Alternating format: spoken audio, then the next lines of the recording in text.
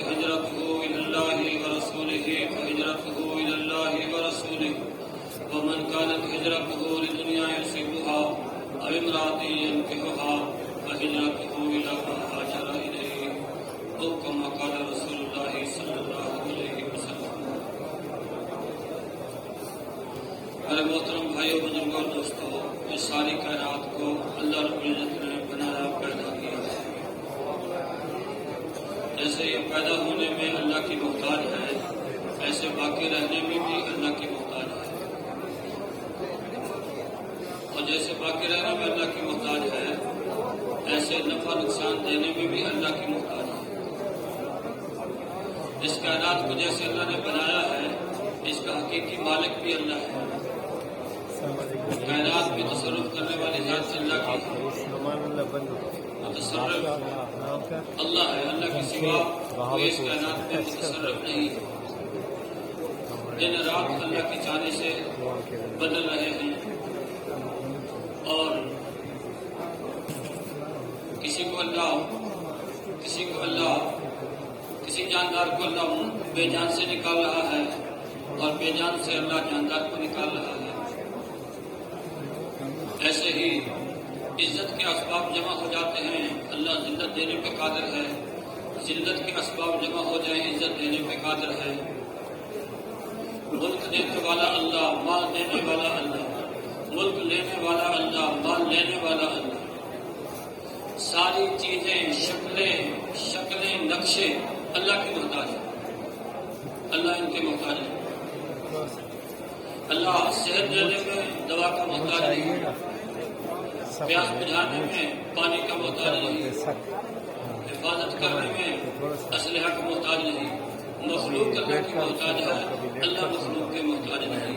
یہ ہے لا الہ الا اللہ. پہلے بھی اللہ سے ہوا ہے، اب بھی اللہ سے ہو رہا ہے، آئندہ بھی اللہ ہی سے ہوگا. اللہ پاک کے چاہنے کا نام موجود ہے. اللہ رب العزت جو چاہتا ہے، جب چاہتا ہے کرتا ہے، کرنے میں کسی کا محتاج نہیں، مثبت بے نیاز ہے. انما امره اذا اراد شيئا ان يقول له كن فيكون. وہ اللہ جب کرنا چاہتا ہے حکم دیتا، ہو جاتا ویسے ہو جاتا.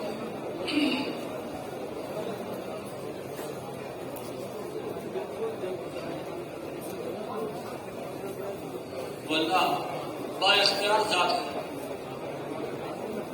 اکیلی ذات سارا نظام چلا ہے. زمین سے لے کے آسمان تک کی تدبیر اللہ کر رہا ہے. یدبر الامر من السماء الى الارض. آسمان سے زمین تک اتنے امور ہیں اللہ کی مرضی کے تابع ہیں، اللہ کی منشا اور مرضی کے ساتھ چل رہے ہیں. اس اللہ نے ہم سب کو پیدا کیا ہے، اس اکیلی ذات نے سارا نظام چلایا ہے. مخلوق اس کی محتاج ہے، وہ کسی کا محتاج نہیں. اللہ پاک نے اپنا تعارف خود کرایا ہے. قل هو اللہ احد. کہہ دیجیے کہ اللہ ایک ہے، وہ اکیلا ہے نظام چلانے والا. اہل مکہ کو یہ اشکال تھا، جو کام 360 بت ہمارے کر رہے ہیں، ایک اکیلا اللہ وہ سارے کام کیسے بنا دے گا؟ اللہ کے نبی کی دعوت تھی لا الہ الا اللہ. اللہ کے سوا کوئی کچھ نہیں کر سکتا. مخلوق سے نفع نقصان اللہ کے ارادے کے بغیر نہیں ہے، ان بتوں سے نہیں ہوتا. یہ بت جیسے اپنے بننے میں ہمارے محتاج ہیں، ایسے نفع نقصان ان کے ہاتھ میں بالکل نہیں ہے. جو بننے میں مخلوق کا محتاج ہے، اس کے ہاتھ میں نفع نقصان کیسے ہے؟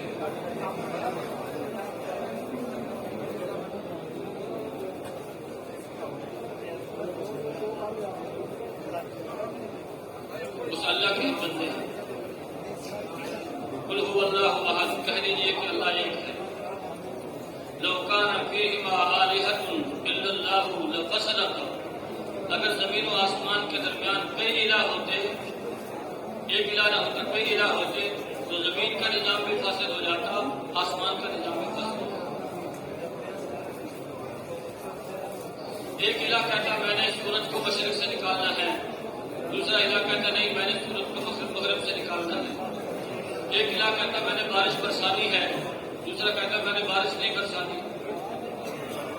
ہر الہ اپنی مخلوق لے کے الگ ہو جاتا ہے، یہ میں نے بنائی ہے، یہ میری مخلوق ہے، اس میں میرا تصرف ہے، اس کو میں لے کے الگ ہو جاتا ہوں۔ ایک الہ اپنی مخلوق کو لے کے الگ ہو جاتا، دوسرا الہ اپنی مخلوق کو لے کے الگ ہو جاتا، نظام سارا فاسد ہو جاتا۔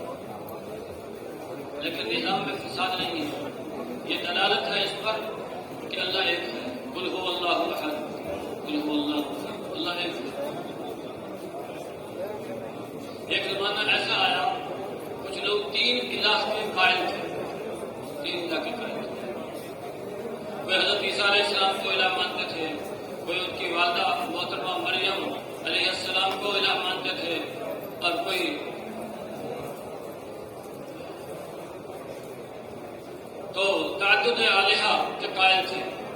لیکن اللہ نے سب اپنے قرآن میں بیان کر دیا کہ اللہ اکیلی ذات ہے، وہ سارا نظام چلانے میں اکیلا۔ قل هو اللہ احد اللہ الصمد، وہ بے نیاز ہے، ساری مخلوق اس کی محتاج، انسان اس کے محتاج، فرشتے اس کے محتاج، انبیاء اس کے محتاج، وہ کسی کا محتاج ہے، وہ بے نیاز ہے،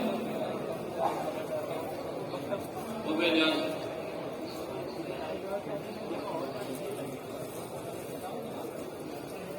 لم یلد، اس نے کسی کو جنا نہیں، اس کا کوئی بیٹی بیٹا نہیں۔ اگر وہ بیٹی یا بیٹے کا محتاج ہو تو پھر کیا کیسا؟ اولاد اس لیے ہوتی ہے کہ باپ کے مرنے کے بعد اس کی وارث بن جائے، اس کے بال کو سنبھالے، اس کی نشانی باقی رہے، کیونکہ باپ نے رہنا نہیں ہے، اس سے جانا۔ تو اللہ کی ذات کے لیے تو فنا نہیں ہے، اس کے لیے تو بقا ہے، وہ تو ازل سے ہے ابد تک، ہمیشہ سے ہے، ہمیشہ رہے گا، اس کو فنا نہیں ہے، اس کو اولاد کی ضرورت نہیں ہے، اس کو اولاد کی ضرورت نہیں ہے۔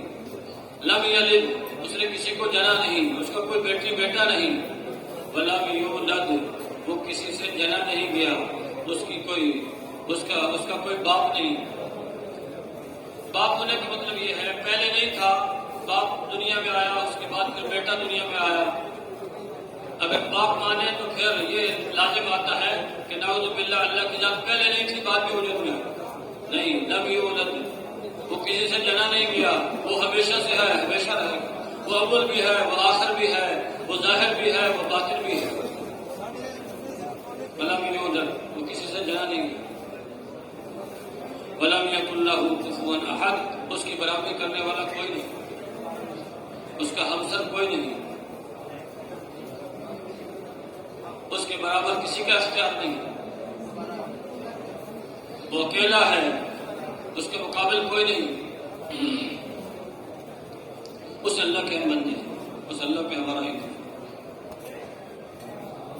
اللہ لا الہ الا هو الحی القیوم، اللہ کے سوا کوئی معبود نہیں ہے، وہ زندہ ہے، تھامنے والا ہے، حی ہے، زندہ ہے، قیوم ہے، تھامنے والا ہے۔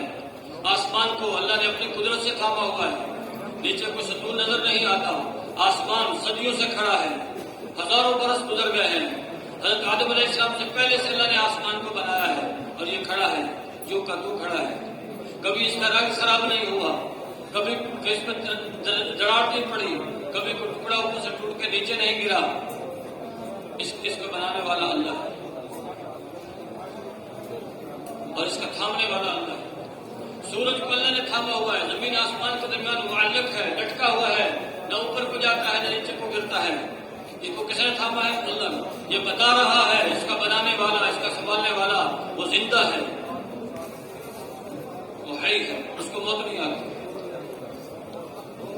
لا تأخذه سنة ولا نوم، نہ اس کو اونگ آتی ہے نہ اس کو نیند آتی ہے۔ اگر اونگ یا نیند آ جائے تو یہ سورج اور آسمان، سورج اور زمین اور سورج اور ستارے آپس میں ٹکرا جائیں۔ ایسے چاند کو اللہ نے معلق کیا ہوا ہے، ستارے معلق ہیں، تھامنے والا اللہ ہے۔ لہو ما فی السماوات و ما فی الارض، زمین و آسمان میں جو کچھ ہے اس کا تنہا مالک اللہ ہے، اللہ کے سوا کوئی مالک نہیں، وہ مالک ہے۔ قل اللہم مالک الملک تؤتی الملک من تشاء وتنزع الملک ممن تشاء وتعز من تشاء وتذل من تشاء بيدك الخير انك على كل شيء قدير تولج الليل في النهار وتولج النهار في الليل وتخرج الحي من المیت وتخرج المیت من الحی وترزق من تشاء بغیر حساب۔ اے محمد صلی اللہ علیہ وسلم کہنے دیے، اے ملک کے مالک، جس کو تو چاہتا ہے ملک دیتا ہے، جس سے چاہتا ہے ملک لے لیتا ہے۔ ملک کا ملنا اللہ کے چاہنے سے، ملک کا چھیننا اللہ کے چاہنے سے۔ پہلے فیصلہ آسمان پہ ہوتا ہے، پھر اس کی تنفیذ زمین پہ ہوتی ہے۔ یہ دنیا کا نظام خود نہیں چل رہا، اللہ چلا رہا ہے، اللہ چلا رہا ہے۔ جو کچھ انسان کر رہا ہے اللہ دیکھ رہا ہے۔ اگر یہ نیکی کر رہا ہے تو بھی اللہ دیکھ رہا ہے، اگر یہ بدی میں ملوث ہے تو بھی اللہ دیکھ رہا ہے، چور کو چوری کرتے ہوئے اللہ دیکھ رہا ہے۔ لیکن وہ ذات اس میں تحمل بہت زیادہ ہے، حلیم ذات ہے، اس لیے چور کی چوری پہ پردہ ڈالتا ہے۔ قاتل قتل کر رہا ہے، اللہ دیکھ رہا ہے، پردہ ڈالتا ہے، شاید یہ توبہ کر لے، شاید یہ توبہ کر لے۔ جب توبہ نہیں کرتا پھر ایک دن اللہ چور کو پکڑوا بھی دیتا ہے، قاتل کا انکشاف بھی کرا دیتا ہے۔ مالک اللہ ہے۔ اس دنیا میں نظام اللہ کا چلتا ہے۔ چیزیں مہنگی ہوتی ہیں تو اللہ کے چاہنے سے، کسی کو عزت ملتی ہے تو اللہ کے چاہنے سے، کسی کو ذلت ملتی ہے تو اللہ کے چاہنے سے۔ مردہ سے زندہ کو نکالنے والا اللہ، زندہ سے مردہ کو نکالنے والا اللہ، بغیر حساب کے رزق دینے والا اللہ، رات دن کو لانے والا اللہ، کبھی دن کو گھٹا دیا کبھی رات کو گھٹا دیا۔ اللہ پاک فرما رہے ہیں اگر تمہارے دن کو کھینچ کے لمبا کر دوں ہے کوئی رات لانے والا، اور اگر رات کو کھینچ کے لمبا کر دوں ہے کوئی دن لانے والا۔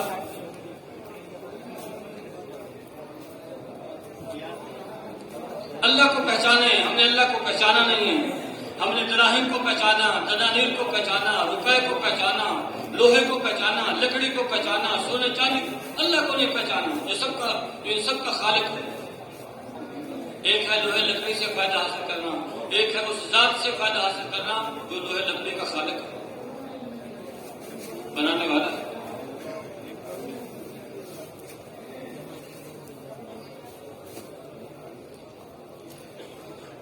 اس اللہ نے سارا نظام چلایا ہے، بنایا ہے، وہ غالب ہے، غالب ہے۔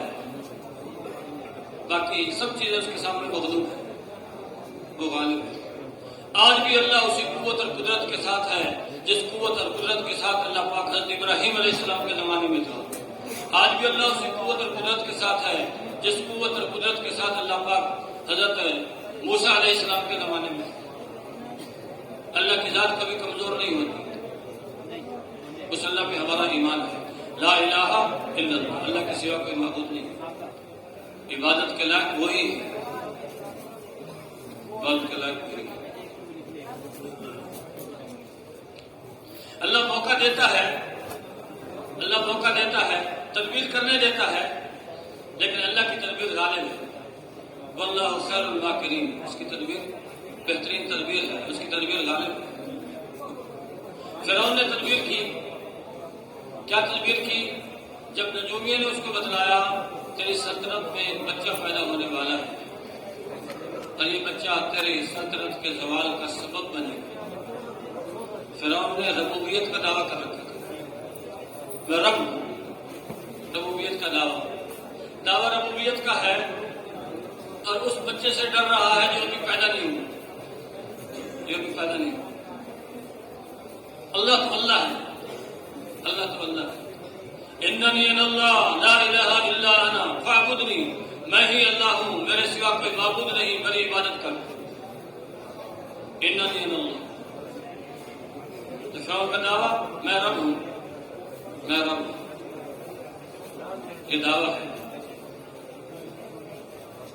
نجومیوں نے خبر دی بچہ پیدا ہونے والا ہے، ترکیب سوچی، تدبیر کی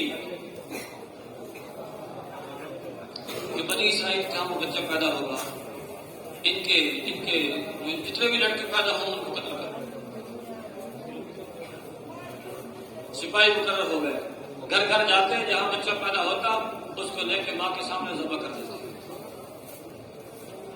ایسی مضبوط حکومت تھی فرعون کی، احتجاج کی ایک آواز بھی بلند نہیں ہوئی۔ فرعون تو کر کیا رہا ہے یہ کوئی کہہ نہیں سکتا، ایسی مضبوط حکومت۔ جب 1 سال ایسا انہوں نے بچوں کو قتل کیا، پھر وہ سوچنے لگے کہ ہمارے کام تو یہ بنی اسرائیل کرتے ہیں، اور جو بچے ہم ان کے قتل کر رہے ہیں تو اس سے تو ان کے عورتوں کی تعداد بڑھ جائے گی، مردوں کی تعداد کم ہو جائے گی، تو جو کام مرد کرتا ہے وہ تو عورتیں نہیں کر سکتی۔ تو پھر سوچ کے کہنے لگے چلو ایسا کرتے ہیں، 1 سال کے بچوں کو زندہ رکھتے ہیں، دوسرے سال کے بچوں کو قتل کریں گے۔ تو یہ اعلان ہو گیا کہ 1 سال کے بچوں کو زندہ رکھنا ہے، دوسرے سال کے بچوں کو قتل کرنا ہے۔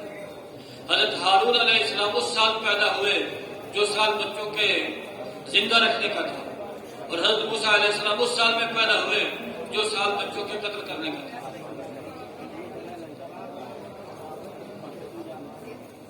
حضرت ہارون علیہ السلام کی تربیت میں تو مشکل نہیں ہے، لیکن حضرت موسیٰ علیہ السلام کی تربیت میں مشکل آئی۔ تو فرعون کے آدمی آ گئے، چھریاں چاقو لے گئے،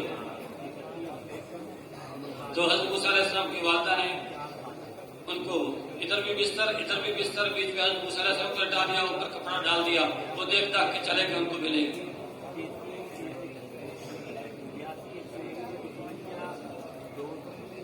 اور اللہ پاک نے فرما دیا اگر تو ڈرے تو اس کو دریا میں ڈال دیں۔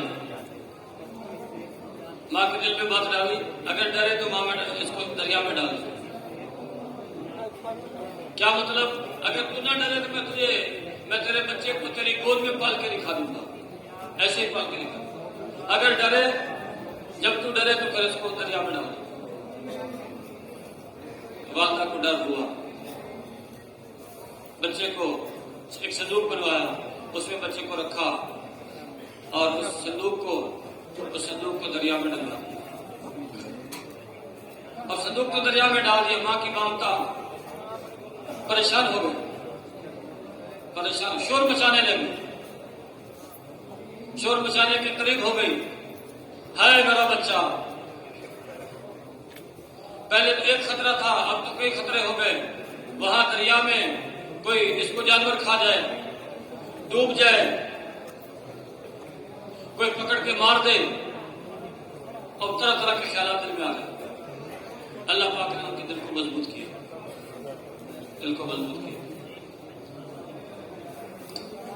تو وہ صندوق لگا فرعون کے لوگوں کے ہاتھ میں۔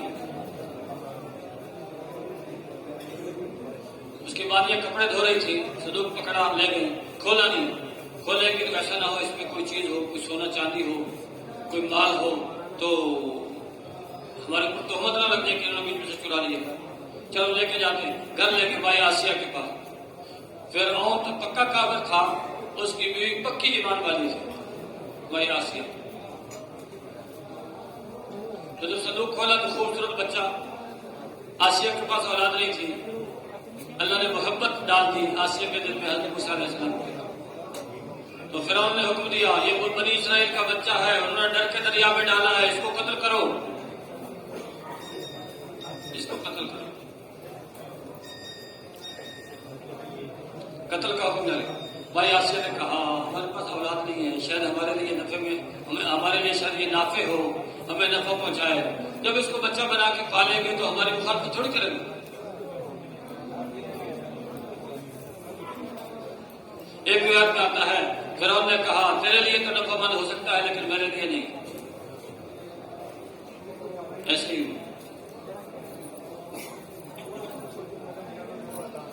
تو مائی آسیہ نے اصرار کیا تو خیر چھوڑ دیا۔ پھر اب بچہ تو آ گیا، اب دودھ نہیں پی رہا، کسی کا دودھ نہیں۔ اللہ پاک نے وعدہ کیا تھا حضرت موسیٰ علیہ السلام کی والدہ سے کہ تو گھبرا نہیں، اس بچے کو میں تیرے گود میں لٹاؤں گا اور تیرے پاس پہنچا کے اس کی تربیت کراؤں گا۔ اللہ کا وعدہ سچا ہے۔ تو جب دریا میں ڈالا تو اس کی بہن کو کہا کہ جائیں چپکے سے دیکھیں کہ یہ بچہ کہاں جا گیا۔ حضرت موسیٰ علیہ السلام کی بہن، ان کا نام مریم تھا یا کلثوم تھا، مریم یا کلثوم، تو بہن چپکے چپکے جا رہی، دیکھ رہی، دیکھا بچہ جو ہے چلا گیا گھر میں۔ تو وہاں جو ہے اب فرعون راضی ہو گیا. اب اس کو دودھ پلانے والی کون ہو؟ بڑی عورتیں ہیں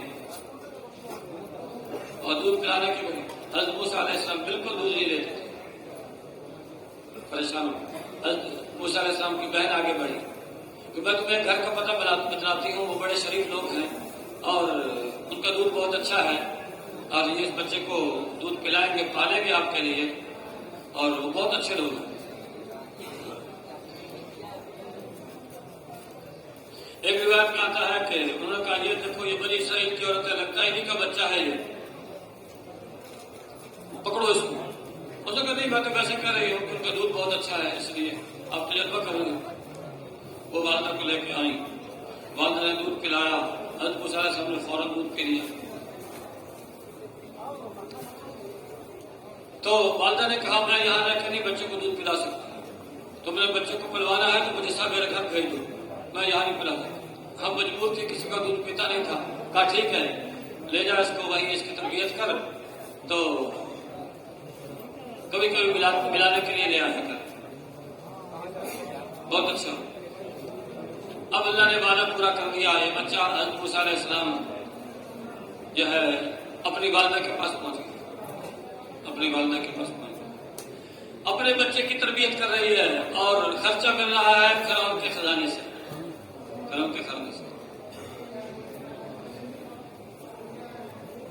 فرعون دشمن کو گھر میں پال رہا ہے اور اس دشمن کو پال رہا ہے جس کے بارے میں اس کو خبر مل چکی ہے کہ تیری سلطنت کے زوال کا سبب بنے گا، لیکن مجال نہیں ہے کہ اس کو قتل کر دے. مجال نہیں اس کو. یہ ہے اللہ، یہ ہے مجال نہیں ہے کہ اس کو ٹیڑھی آنکھ سے دیکھے.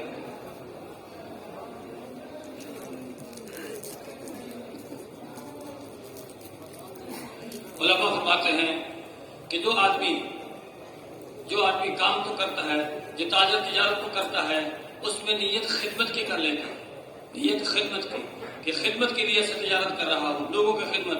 فرمایا اس کی مثال بھی حضرت موسیٰ علیہ السلام کی ماں کی ہے کہ بچے اپنے کی تربیت کی اور خرچہ ملا فرعون کے خزانے سے. ایسے ہی یہ آدمی تجارت اپنے سے نفع اٹھا رہا ہے اور اس کو مفت میں ثواب مل رہا ہے خدمت کا.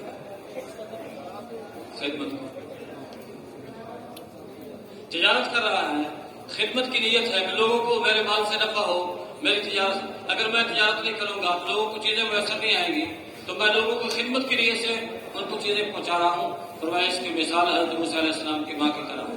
اپنے بچے کی تربیت کی اور خرچہ شاہی خرچہ مل رہا ہے. یہ بھی اپنی تجارت کر رہا ہے اور اس کو ثواب خدمت کا مفت کا مل رہا ہے. تو ایک دفعہ حضرت موسیٰ علیہ السلام کو ملانے کے لیے لائی والدہ. فرعون نے گود میں لیا تو فرعون کی داڑھی تھی، داڑھی.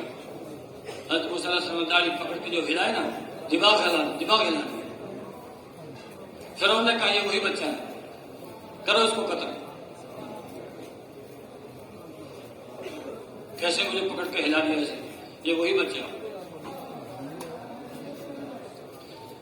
میں یہاں سے پھر آڑے آئی کہ نہیں یہ بچہ ہے، ناسمجھ ہے، اس کو کیا خبر ہے. میں نے کہا نہیں قتل کرو. کہا اچھا اس کا امتحان لے لو.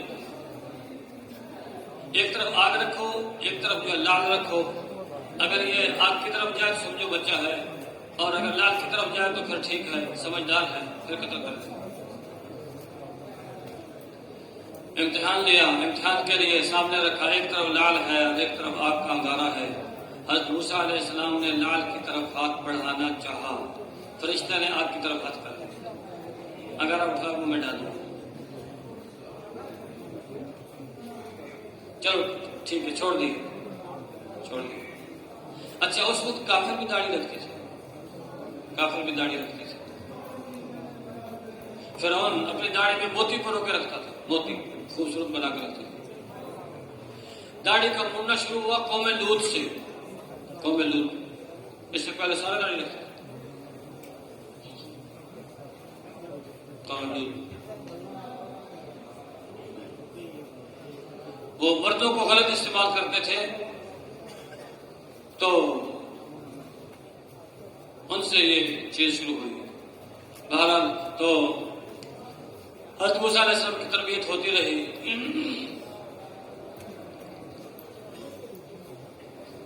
ہوتے ہوتے جوان ہو گئے.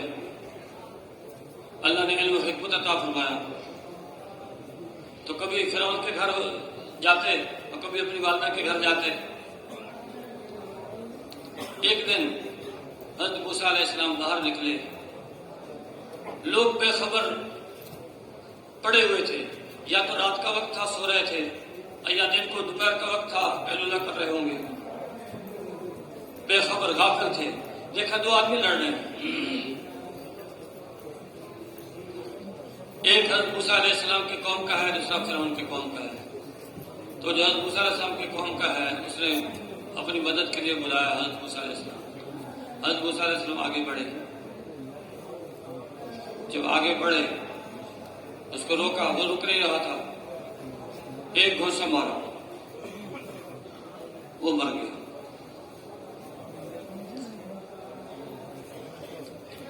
تو شور مچ گیا کہ فرعون کی قوم کے آدمی کو کسی نے مارا. بڑی تلاش, بڑی تفتیش ہوئی, لیکن خبر نہیں لگی کس نے قتل کیا. حضرت موسیٰ علیہ السلام دوسرے دن نکلے. جب نکلے تو پھر وہی آدمی وہ کسی دوسرے کے ساتھ لڑ رہا تھا. پھر پکارا اس نے, اے موسیٰ میری مدد کر. حضرت موسیٰ علیہ السلام ناراض ہوئے کہ لگتا تو ہی شرارتی آدمی ہے. کل ایک کے ساتھ لڑ رہا تھا اور آج دوسرے کے ساتھ لڑ رہا ہے.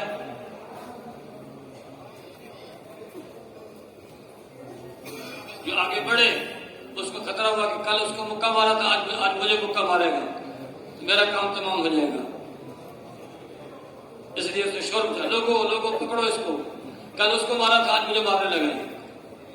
تو ہوتے ہوتے بادشاہ کے دربار تک بات پہنچ گئی کہ قاتل پکڑا گیا. ایک آدمی جس کو حضرت موسیٰ علیہ السلام سے محبت چپکے سے آیا, اس نے کہا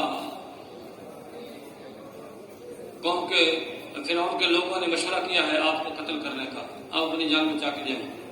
بھاگے یہاں سے. حضرت موسیٰ علیہ السلام وہاں سے نکلے, مدین پہنچ گئے. مدین وہاں دیکھا کنویں پر کچھ لوگ ہیں, اپنی بکریاں جو ہے وہ جانوروں کو پانی پلا رہے ہیں, اور دو لڑکیاں وہ اپنے جانوروں کو ایک طرف لے کے کھڑی ہیں. اپنے جانوروں کو ایک طرف لے کے کھڑی ہیں. پوچھا تم کیوں کھڑی ہو, کیوں نہیں پانی پلا رہے؟ انہوں نے کہا ہمارا باپ بوڑھے ہیں, وہ بکریاں نہیں چرا سکتے, اس لیے ہم بکری چرانے کے لیے آئے ہیں, اور ہم اس لیے ایک طرف کھڑی ہیں. لوگ ہیں پلا رہے ہیں, مس سے اجنبی سے بچنے کے لیے ہم ایک طرف کھڑی ہیں. جب یہ لوگ پلا کے چلے جائیں گے پھر ہم پلا لیں گے. تو اس کنویں کے اوپر یا تو ڈول اتنا بڑا تھا جس کو 10 آدمی مل کے کھینچتے تھے, یا پتھر اتنا بڑا تھا جو رکھا ہوا تھا اس کنویں پر کہ جس کو 10 آدمی مل کے ہٹاتے تھے. حضرت موسیٰ علیہ السلام اکیلے نے اور پتھر ہٹایا, ڈول کھینچا اور ان کی بکری کو پانی پلا دیا. تو پانی پلا دیا, یہ واپس چلے گئی, جلدی گئی. حضرت شعیب علیہ السلام کی بیٹی تھی, مجھے بیٹی جلدی کیسے آ گئی؟ انہوں نے ساری کارگزاری بتائی. تو حضرت شعیب علیہ السلام نے فرمایا کہ ان کو بلا کے لاؤ, انہوں نے جو ہمارے ساتھ نیکی کی ہے اس کا صلہ اور بدلہ مجھے دیتے ہیں. ایک بیٹی کو بھیجا, وہ گئی اور جا کے کہا کہ ابا بلا رہے ہیں تاکہ آپ کو بدلہ دیں اس کا جو آپ نے بھلائی کی ہے. تو حضرت موسیٰ علیہ السلام نے فرمایا کہ اگر یہ آگے آگے چلے گی تو اس پہ نظر پڑے گی. کہا تم پیچھے رہو اور پتھر ڈال کے پھینک کے مجھے بتا دیا کرو ادھر کو مڑنا, ادھر کو. نبی تقویٰ پہنچ گئے. تو حضرت شعیب علیہ السلام نے فرمایا کہ میں دو بیٹیوں میں سے ایک کا نکاح آپ کے ساتھ کر دیتا ہوں, اس کا مہر یہ ہوگا کہ آپ 8 سال بکریاں چرائیں, اگر 10 سال چرائیں تو اچھا ہے. فرمایا ٹھیک ہے. تو حضرت موسیٰ علیہ السلام راضی ہو گئے, 8 کی بجائے 10 سال بکریاں چرائیں.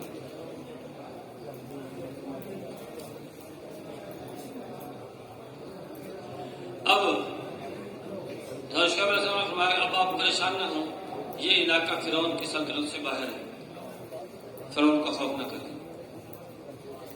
تو خدمت کی برکت سے، خدمت کی برکت سے نبی کی بیٹی کے ساتھ نکاح ہو گیا اور فرعون سے نجات مل گئی۔ تو جو دوسرے کے ساتھ بھلائی کرے گا اللہ اس کے ساتھ بھلائی کرے گا۔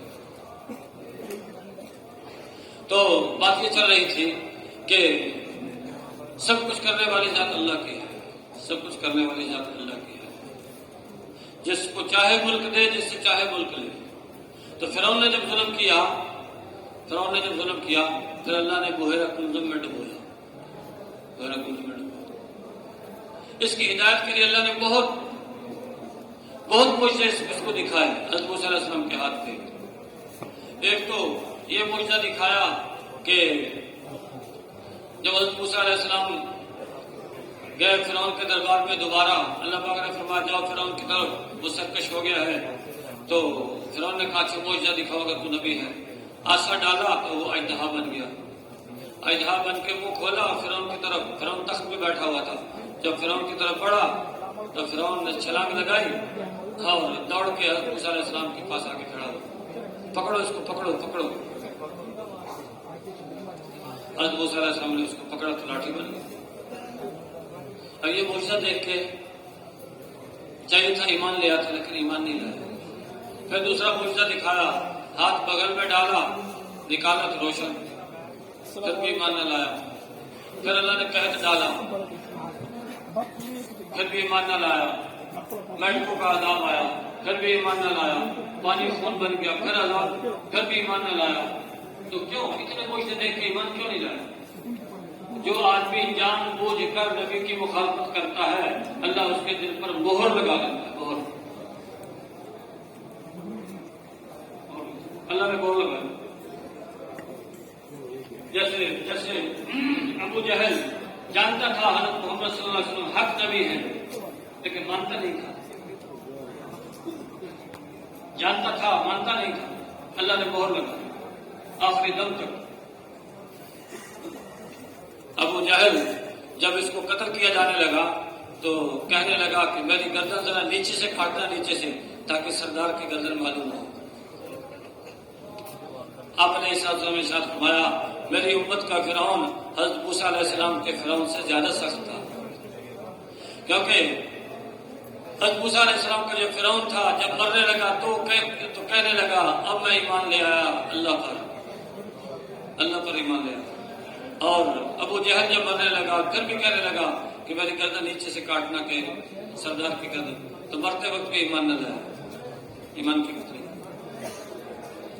میری امت کا فرعون حضرت موسیٰ علیہ السلام کے فرعون سے زیادہ سخت ہے۔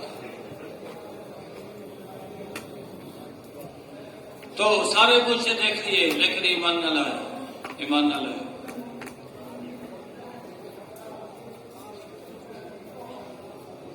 ایمان بہت بڑی نعمت ہے، بہت بڑی نعمت۔ اس ایمان کے بدلے میں اللہ جنت عطا فرمائے گا، دوزخ سے نہیں جاتا۔ جس کے دل میں ذرہ برابر بھی ایمان ہے، ذرہ برابر بھی، ایک نہ ایک دن گناہوں کی سزا بھگت کے جنت میں داخل ہو جائے۔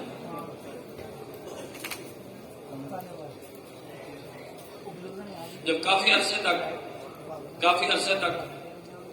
دوزخ کے اندر کچھ وہ ایمان والے جن میں ایمان تھوڑا سا ہے، گناہ زیادہ کیے ہیں، یہ ایمان والے ہوں گے اور کافر ہوں گے، تو کافر کہیں گے کہ اے ایمان والو، تم ایمان والے تھے اور ہم بغیر ایمان کے تھے، تمہارے ایمان نے کیا نفع دیا؟ تم بھی آگ میں ہو، ہم بھی آگ میں۔ اللہ کا حکم ہوگا جس کے دل میں ذرہ برابر ایمان ہے آج اس کو دوزخ کی آگ سے نکال دو۔ پھر ایمان والوں کو سب کو دوزخ کی آگ سے نکال دیا جائے، پھر کافر ہی کافر دوزخ میں رہ جائیں گے، کافر۔ پھر کافر تمنا کریں ربما یود الذین کفروا لو کانوا مسلمین، پھر یہ بار بار تمنا کریں گے کاش کہ ہم بھی مسلمان ہوتے، لیکن ان کی تمنا رہے گی، پوری نہیں ہوگی۔ جب ایمان والے سارے باہر آ جائیں گے اور کافر سارے دوزخ میں ہوں گے تو پھر ان کافروں کو یہ تمنا کریں گے کاش کہ کبھی ہمارا عذاب ہلکا کر دیا جائے، عذاب ہلکا نہیں ہوگا۔ ان پہ اللہ ایسے فرشتے مسلط کرے گا، آنکھوں سے اندھے، کانوں سے بہرے، اور وہ کرتے ہیں جس چیز کا ان کو اللہ نے حکم دیا، نافرمانی نہیں کرتے۔ یہ عذاب پہ ان پہ مسلط کیا جائے گا۔ آنکھوں سے اندھے اس لیے ہوں گے تاکہ جب ان کو عذاب ہوگا تو وہ تڑپیں گے، ان کو نظر نہیں آئے گا، برابر مارتے چلے جائیں گے۔ اور کانوں سے بہرے اس لیے ہوں گے، وہ چیخیں گے تو ان کو سنائی نہیں دے گا۔ اور پھر لوہے کے صندوقوں میں ان کو ڈال دیا جائے گا، اوپر سے کیل جڑ دیے جائیں گے، اور دوزخ کی تہہ میں ان کو پھینک دیا جائے گا۔ جس کو اللہ نے ایمان دیا ہے، یہ بہت بڑی دولت ہے۔ ہمیں اللہ نے ایمان دیا ہے، ان کو اللہ نے مکان دیا ہے۔ کافر جو نیک عمل کرتا ہے اس کا بدلہ اس کو دنیا میں مل جاتا ہے۔ کوئی صدقہ خیرات کیا، کوئی اچھا کام کیا، اس کا بدلہ دنیا میں، بڑھیا مکان دے دیا اللہ نے، بڑھیا کپڑے دے دیے، بڑھیا سواری دے دی، بڑھیا کھانا، تو دنیا کی زینت، دنیا کی نشپش، دنیا کا سامان وہ دے دیا، اور آخرت میں اس کے لیے کوئی بدلہ نہیں۔ ان کے لیے اللہ نے ان کو مکان دے دیا، ہمیں اللہ نے ایمان دے دیا۔ ایمان، اللہ پاک قرآن پاک میں ارشاد فرماتے ہیں، اگر مسلمانوں کے پھسل جانے کا ڈر نہ ہوتا، اگر مسلمانوں کے پھسل جانے کا ڈر نہ ہوتا تو کافروں کے مکانوں کی چھتیں میں سونے کی بنا دیتے، سونے کی۔ یہ ذرہ برابر ایمان قیامت کے دن پتہ لگے گا، جب اس ایمان کے بدلے میں اللہ ایسی جنت عطا فرمائے گا جس جنت کی ایک بالش جگہ دنیا کے سارے خزانے ادا نہیں کر سکتے، ایسی جنت اللہ دے گا۔ ہمیشہ کی جوانی دے گا۔ آدمی چاہتا ہے میں ہمیشہ جوان رہوں، لیکن یہ چاہت اس کی پوری دنیا میں نہیں ہوگی۔ اگر یہ چاہت بندے کی پوری ہو جاتی تو کوئی بادشاہ بوڑھا نہ ہوتا، کوئی حکیم بوڑھا نہ ہوتا، کوئی طبیب بوڑھا نہ ہوتا۔ لیکن بچپنا بھی ہے، جوانی بھی ہے، بڑھاپا بھی ہے، پھر موت بھی ہے۔ لیکن دنیا کے اندر ہی ہے، جنت میں جوانی ہوگی، 33 سال کی عمر ہوگی، بھرپور جوانی، 33 سال کی عمر ہوگی، سر کے علاوہ کہیں بال نہیں ہوں گے، 60 ہاتھ کا قد ہوگا، 60 ہاتھ کا قد ہوگا، حضرت آدم علیہ السلام جیسا۔ اور ہر جمعے بازار لگے گا، شکلیں صورتیں، تو وہ اپنے لیے دنیا میں تو جیسی صورت میں آیا ہے ویسی رہے گا۔ کسی کا چہرہ گول ہے تو گول ہی رہے گا، لمبا ہے تو لمبا رہے گا، رنگ کالا ہے تو کالا ہی رہے گا، جتنے بھی قریبے مل رہے سفید نہیں ہوگا، اور اگر سفید رنگ گورا ہے تو وہ کالا نہیں ہوگا۔ لیکن جنت میں شکلیں صورتیں دیکھے گا، کہے گا میری شکل ایسی ہو جائے ویسی ہو جائے گی، ویسی ہو جائے گی۔ اور 72 حوریں ملیں گی، ادنا درجے کا جنت، 5000 خادم ملیں گے، 5000 خادم۔ اور وہ خادم کیسے ہوں گے؟ چھوٹے بچوں کی طرح ہوں گے، چھوٹے بچے جس کو خدمت کا کام کہتے ہوئے کوئی آدمی کو حیا نہ آئے، سوچے نہیں کہ یہ بڑی عمر کا ہے، اس کو کیا کام کہوں میں۔ تو ایک پھل کو کھائے گا 40 سال کھاتا رہے گا، 40 سال۔ جنت کے دروازے کو دیکھے گا تو 40 سال تک دیکھتا رہے گا، اتنا خوبصورت دروازہ۔ پھر دنیا کے پھل، آدمی چاہتا ہے دنیا کے اندر میں مختلف پھلوں کے ذائقے حاصل کروں، تو پھر کاٹ کے مختلف پھلوں کو ملا کے کھاتا ہے۔ وہاں اللہ ایک پھل میں مختلف پھلوں کے ذائقے ڈالتے ہیں۔ زمین کی روٹی اللہ اس کو کھلائے گا، زمین کی روٹی۔ زمین کی روٹی کا مطلب یہ ہے زمین میں اللہ نے مختلف ذائقے رکھے ہیں، مختلف ذائقے۔ آم اسی زمین سے اگتا ہے، یہ ذائقہ کہاں سے آیا؟ زمین سے لے کے آیا۔ انار اسی زمین سے اگتا ہے، اور سیب اسی زمین سے اگتا ہے، انگور، زیتون، کھجور، تو یہ سارے اللہ سب کا ست نکالے گا، رس نکالے گا، سب کا جو اس کی روٹی بنا کے جنت، مچھلی کا کباب ہوگا، جنت زمین کی روٹی ہوگی، بندے کی دعوت ہوگی. آدمی دنیا میں پھل توڑتا ہے کھاتا ہے تو اگلے سال پھر موسم آتا ہے، پھر جو ہے پھل چھوٹا ہوتا ہے، پھر بڑا ہوتے ہوتے پھر تیار ہوتا ہے، پھر کھاتا ہے. جنت میں ایسا نہیں ہوگا. پھل تیار کھانے کے قابل، اس پھل کو توڑے گا فوراً دوسرا لگ جائے گا اور پک کے تیار ہو جائے گا. وہاں بھوک کی وجہ سے کھانا نہیں کھائے گا.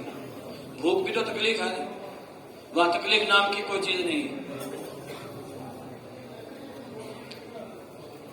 دنیا کی عورت تو ناراض ہو جاتی ہے، جنت کی عورت ناراض نہیں ہوگی، کبھی ناراض نہیں. لیکن یہ جنت کس کو ملے گی؟ ایمان والے کو ملے گی، ایمان والے کو. بھائیو، اگر دنیا میں اللہ نے تھوڑا مال دیا ہے اور تھوڑے اسباب دیے ہیں، گزارے کا بقدر کھانا ہے، گزارے کا مکان ہے، لیکن آخرت میں جنت مل گئی اور وہ پھر ہمیشہ کے لیے کبھی چھینی نہیں جائے گی، لی نہیں جائے گی، یہ سودا نفع کا سودا ہے. اور دنیا میں ایک آدمی کی ساری خواہشات پوری ہو گئی، خوبصورت بیوی سے نکاح ہو گیا اور بڑھیا مکان مل گیا اور بڑھیا سواری مل گئی، ہوا میں اڑنے لگا، سارا کچھ ہو گیا، لیکن مرنے کے بعد کالی رہا. مرتے ہی دوزخ کی آگ اس کی طرف آئے گی اور دو فرشتے اس کی پٹائی کریں گے تو وہ سارا کچھ بھول جائے گا. جنتی آدمی ساری زندگی تکلیفوں میں گزاری ہوگی، اللہ جنت کا ایک چکر لگوائے گا، پھر پوچھے کہ بندے یہ بتا دنیا میں کوئی تکلیف تیرے اوپر آئی؟ کہے گا باری تعالیٰ کبھی بھی کوئی تکلیف نہیں ہے، ساری تکلیفیں بھول جائے گا. اور جس نے دنیا میں مزے سے زندگی گزاری ہوگی، اللہ دوزخ کا ایک چکر لگوائے گا، پھر پوچھے گا یہ بتا دنیا میں کوئی تکلیف آئی؟ دنیا میں کوئی سکھ کا سانس لیا ہے؟ وہ کہے گا یا اللہ ایک دن بھی سکھ کا نہیں گزارا. وہ ساری راحتیں دنیا کی بھول جائے گا. لیکن یہ جنت ملے گی ایمان پر. اس لیے جس کو اللہ نے ایمان دیا ہے اس کو اللہ نے بہت بڑی نعمت عطا. ایمان والے کی اللہ کے ہاں قدر ہے، ایمان والوں کی قدر ہے. بے ایمانوں سے ساری دنیا بھر جائے، اللہ کو پرواہ نہیں ہے، ایک ایمان والے کی اللہ کو قدر ہے. اس لیے جب تک دنیا میں ایک آدمی بھی کلمہ پڑھنے والا باقی رہے گا، لا الہ الا اللہ محمد رسول اللہ کہنے والا باقی رہے گا، دنیا باقی رہے گی. جب اس کی موت آ جائے گی تو پھر دنیا کا نظام سارا چل رہا ہوگا.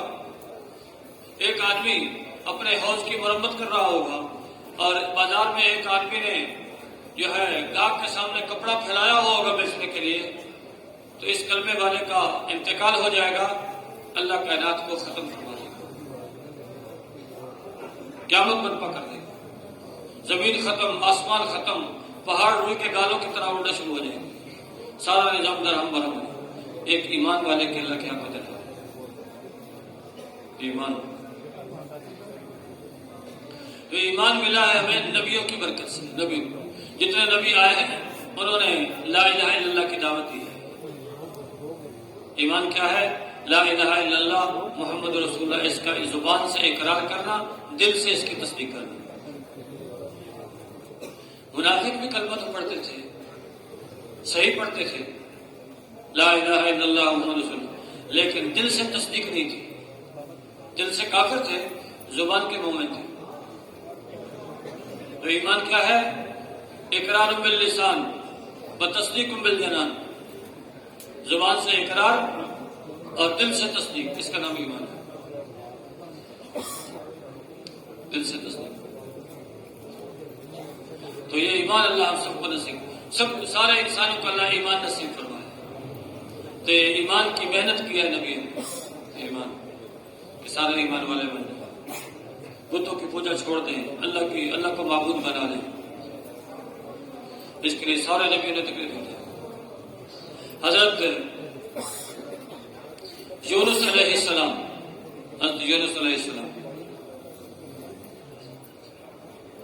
جب دعوت دی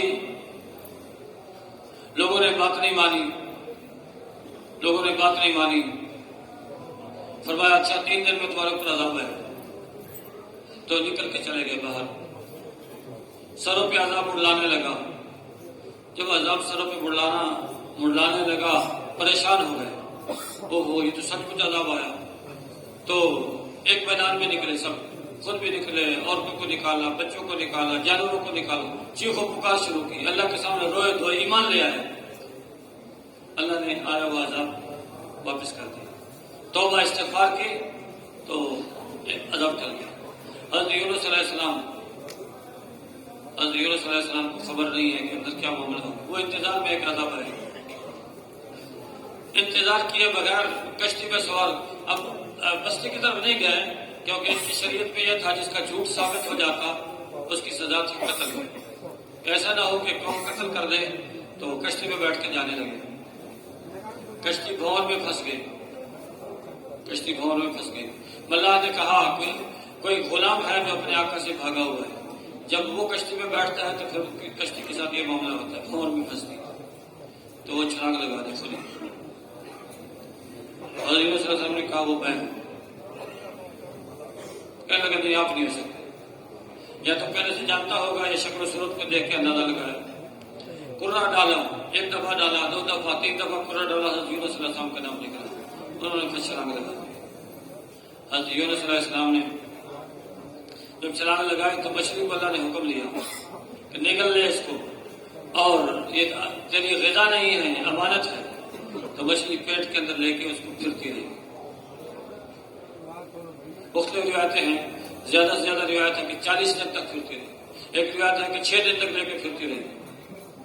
تو حضرت یونس علیہ السلام نے وہاں پھر استغفار شروع کی، لا الہ الا انت سبحانک انی کنت من الظالمین، اس کا ورد شروع کیا، ورد کرتے رہے تو آخر اللہ نے حکم دیا مچھلی کو باہر آ کے اگل دیا کنارے پر، اور اللہ پاک نے فرما دیا حضرت یونس علیہ السلام اگر اس کلمے کا ورد نہ کرتے تو قیامت کے دن مچھلی کے پیٹ سے اٹھائے جاتے۔ اب یہ اللہ نے اس میں یہ اثر رکھا ہے جس کو کوئی مشکل پیش آئے اس کی کثرت کرے، لا الہ الا انت سبحانک انی کنت من الظالمین۔ اگر جسم نحیف ہو چکا تھا تو کدو کی بیل اللہ نے وہاں اگا دی، اس کا سایہ ہو گیا، ایک بکری آتی دودھ پلا کے جاتی، جب توانا وہ صحت مند ہو گئی پھر بستی کی طرف چلے گئے۔ تو اس طرح نبیوں نے اللہ کا پیغام پہنچایا، اللہ کا پیغام لوگوں تک پہنچایا۔ حضرت صالح علیہ السلام نے اللہ کا پیغام پہنچایا، جوان تھے، لوگوں کے پاس جاتے دعوت دیتے، قوم والے بات نہ مانتے، انہوں نے کہا یہ جوان تھا اس نے دعوت دینا شروع کی، اب یہ بوڑھا ہو گیا ابھی تک یہ نا امید نہیں ہوا، اس سے کوئی ایسا سوال کرے جس سے یہ نا امید ہو جائے، آئندہ ہمارے پاس نہ ہے۔ تو سوچ کے انہوں نے سوال تو تیار کیا، کہا اے صالح ہم آپ پہ ایمان لائیں گے لیکن ہمارا ایک مطالبہ ہے وہ پورا کریں۔ مطالبہ یہ ہے یہ پہاڑی ہے، اس سے اونٹنی نکل کے باہر آئے۔ اب انہوں نے اپنے اعتبار سے ایسا سوال کیا جو ناممکن تھا، اونٹنی سے اونٹنی پیدا ہوتی ہے یہ تو مروج اور معتاد ہے، لیکن پہاڑ سے اونٹنی نکل آئے، اکابر اونٹنی اور بچہ بھی دے، یہ ان کے نزدیک ناممکن تھا، لیکن ممکن اور ناممکن بندوں کے لیے ہے، اللہ کے لیے کوئی چیز ناممکن نہیں۔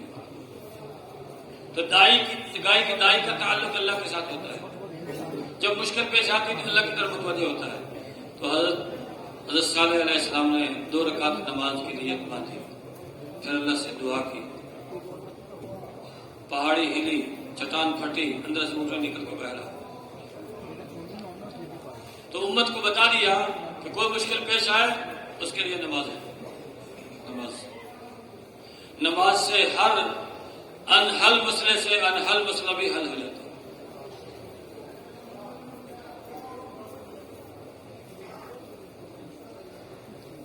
حدیث میں ایک واقعہ ہے، حضرت جریج رحمہ اللہ، یہ بنی اسرائیل میں ایک بزرگ تھے، تو بالا خانہ بنوا رکھا تھا، اس میں مشغول عبادت رہتے تھے، ہر وقت عبادت کرتے رہتے۔ ایک دفعہ ماں ملنے کے لیے آئے، یہ عبادت میں مشغول تھے، کہا یا ربی امی و صلاتی، اے اللہ ایک طرف ماں ہے ایک طرف نماز ہے، ماں کو جواب دیتا ہوں نماز ٹوٹے گی، اور نماز پڑھتا رہوں گا تو والدہ انتظار کر کے چلی جائے گی، تو نماز پڑھتے رہے، ماں کو جواب نہیں دیا، ماں انتظار کر کے واپس چلی گئی۔ پھر دوسرے دن پھر آئے، پھر آواز دی ہے جریج، پھر نماز پڑھ رہے تھے، پھر کہا یا ربی امی و صلاتی، دوسرے دن بھی نماز میں مشغول رہے، والدہ انتظار کر کے واپس چلی گئی۔ تیسرے دن پھر والدہ آئی، آواز دی اے جریج، تیسرے دن بھی نماز پڑھ رہے تھے، نماز میں مشغول رہے، ماں کو جواب نہیں دیا۔ تیسرے دن جب والدہ گئی تو بد دعا دے کے گئی، اللہ کرے تو بدکار عورتوں کا چہرہ دیکھے، یہ بد دعا، ماں کی بد دعا تھی، لگ گئی۔ تین دعائیں ایسی ہیں جو رد نہیں ہوتی، تین دعائیں۔ ایک تو مضطر کی دعا، مضطر مجبور ہو جائے آدمی، بے بس ہو جائے، جہاں اس کا کوئی بس نہ چلے، تو پھر اس کی دعا نہ قبول۔ اما یجیب المضطر اذا دعاه ویکشف السوء، مضطر آدمی جب اللہ کو پکارتا ہے، کیونکہ وہ اس کی پکار خالص ہوتی ہے، اے اللہ دنیا کی کوئی طاقت میری مددگار اب نہیں ہے، تیرے سوا کسی سے امید نہیں ہے، ساری امیدیں کٹ گئی ہیں، اے اللہ تیرے سے امید وابستہ ہے، اب یہ بے کس ہے، بے بس ہے، مضطر اور مجبور ہے، اس کی دعا اللہ قبول کرتا ہے۔ دوسرا مسافر کی دعا قبول ہے، مسافر، اس کی دعا بھی رد نہیں ہوتی، مضطر کی دعا، مسافر کی دعا۔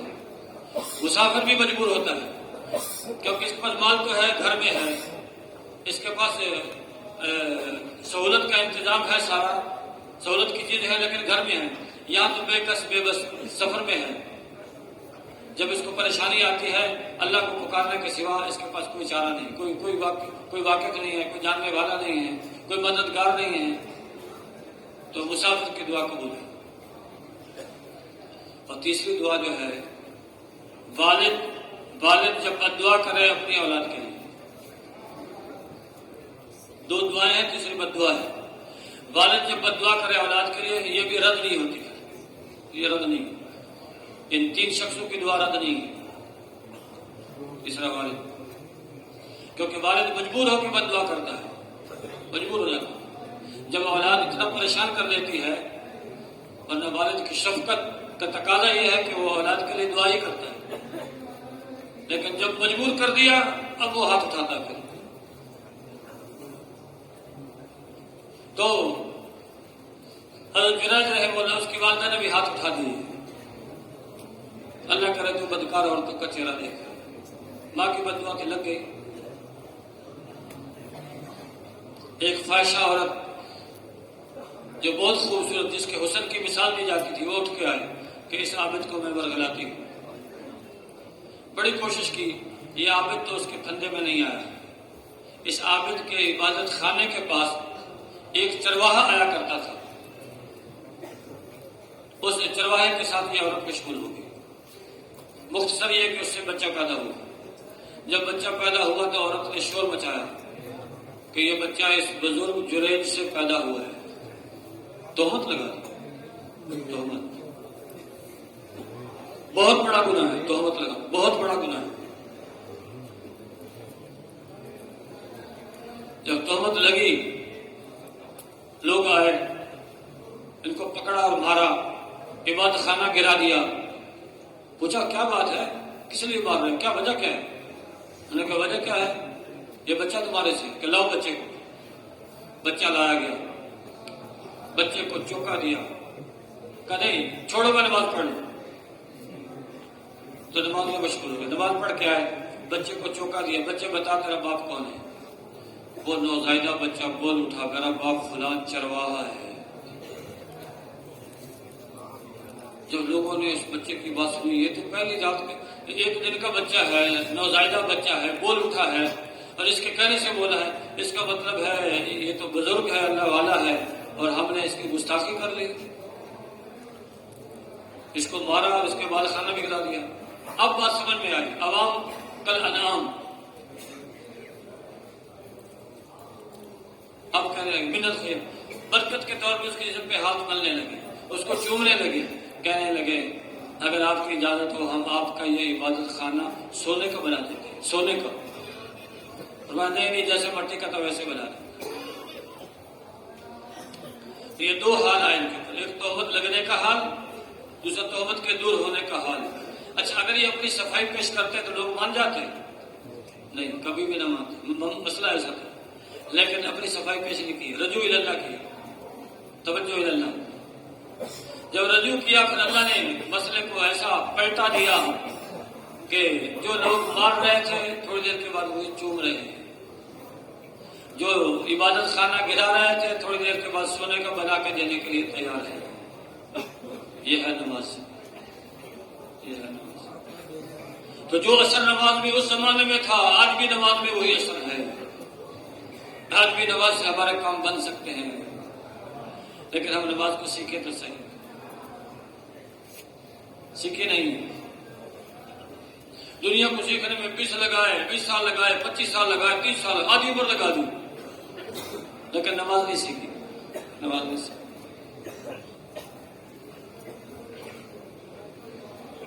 دنیا کے اعتبار سے آخری ڈگری حاصل کر لی اور سورۃ فاتحہ یاد نہیں ہے۔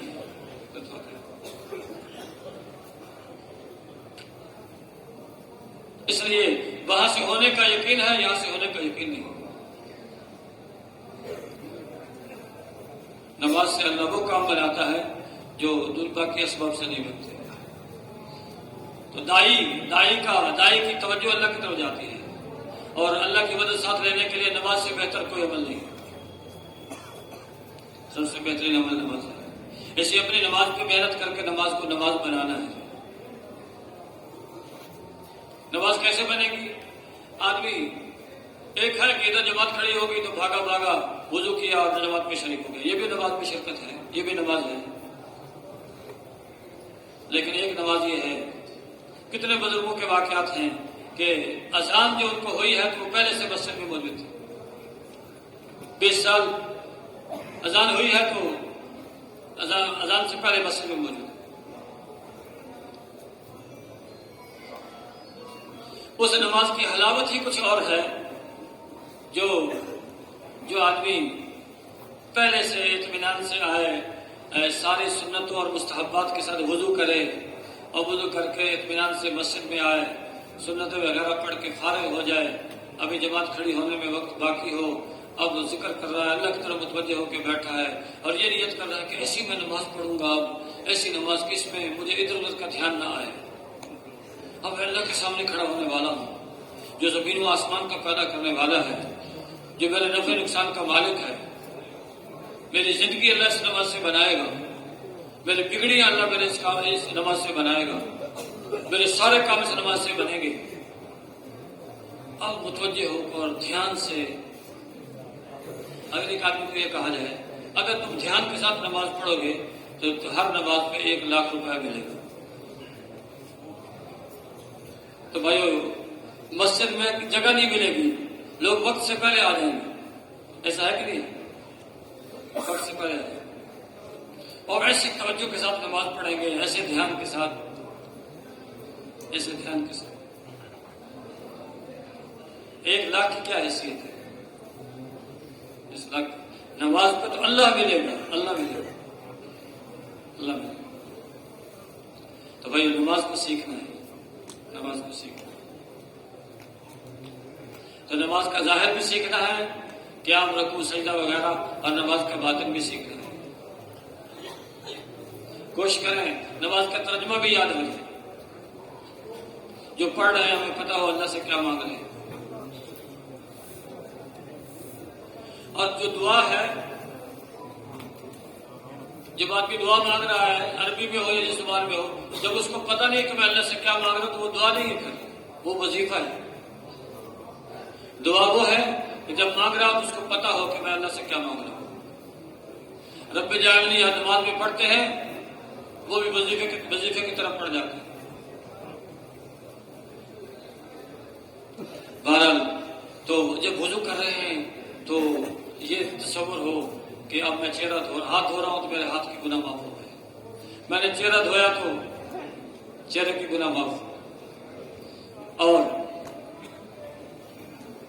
پاؤں دھویا تو پاؤں کی گناہ معاف۔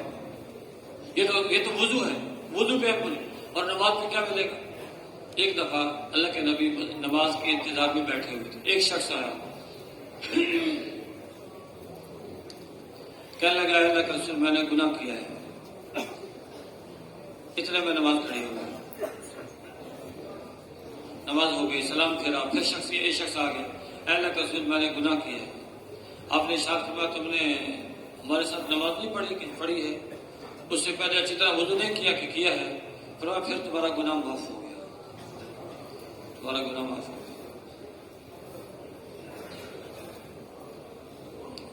تو نماز ایسی چیز ہے، کیونکہ دو نمازوں کے درمیان میں جو گناہ انسان سے ہو گئے تو نماز پڑھنے سے وہ گناہ معاف، اگلی دو نمازوں کے درمیان جو گناہ ہے وہ سارے معاف، پھر ادھر عشاء کی نماز پڑھی، پھر فجر کی نماز پڑھی، بیچ میں جو گناہ ہے وہ سارے معاف، ساتھ ساتھ صفائی ہوتی جا رہی ہے۔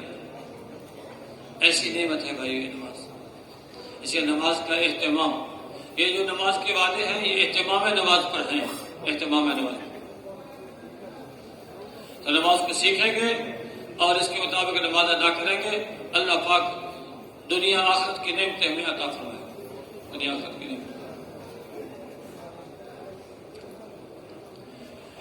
اللہ کے نبی نے ارشاد فرمایا اغزو عالم بنو، یا طالب علم بنو، یا ان سے محبت کرنے والے بنو، یا ان کی بات توجہ سے سننے والے بنو، پانچویں قسم نہ بنو ورنہ ہلاک ہو جاؤ گے۔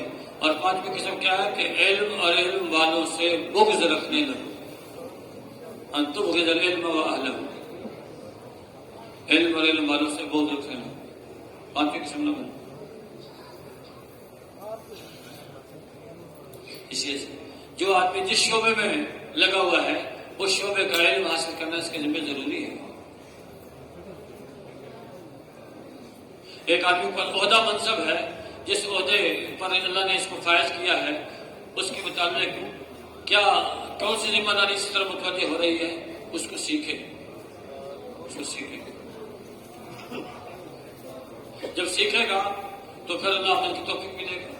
اب تو پتہ ہی نہیں ہے کہ یہ اتنی بڑی ذمہ داری ہے میری اور اللہ کا کیا حکم میری طرف متوجہ ہے، نہ پتہ ہے نہ سیکھا ہے۔ جہالت عذر نہیں ہوگی، جہالت کہ اللہ مجھے تو پتہ نہیں تھا۔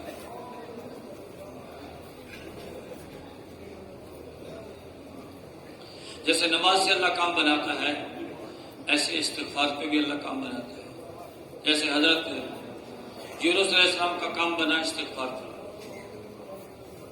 استغفار سے کام بنا۔ ایسے ہی ہم یہ سمجھتے ہیں کہ اللہ پکڑنے کے لیے بیٹھا ہے، حالانکہ اللہ تو بخشنے کے لیے تیار ہے، بخشنے کے لیے تیار ہے۔ ہم اپنے گناہوں کی اللہ سے معافی مانگے تو صحیح، مانگے تو صحیح۔ ایک آدمی اتنے گناہ کرتا ہے کہ گناہوں کے انبار لگا دی، ساری زمین کو گناہوں سے بھر دیا اور پھر ڈھیر لگ گیا اور آسمان تک اس کا گناہوں کا ڈھیر آسمان کو چھونے لگا۔ اب اگر یہ سچی توبہ کر لے گا اللہ سارے گناہ معاف کر دے گا، ایسا بخش نہیں ہوتا۔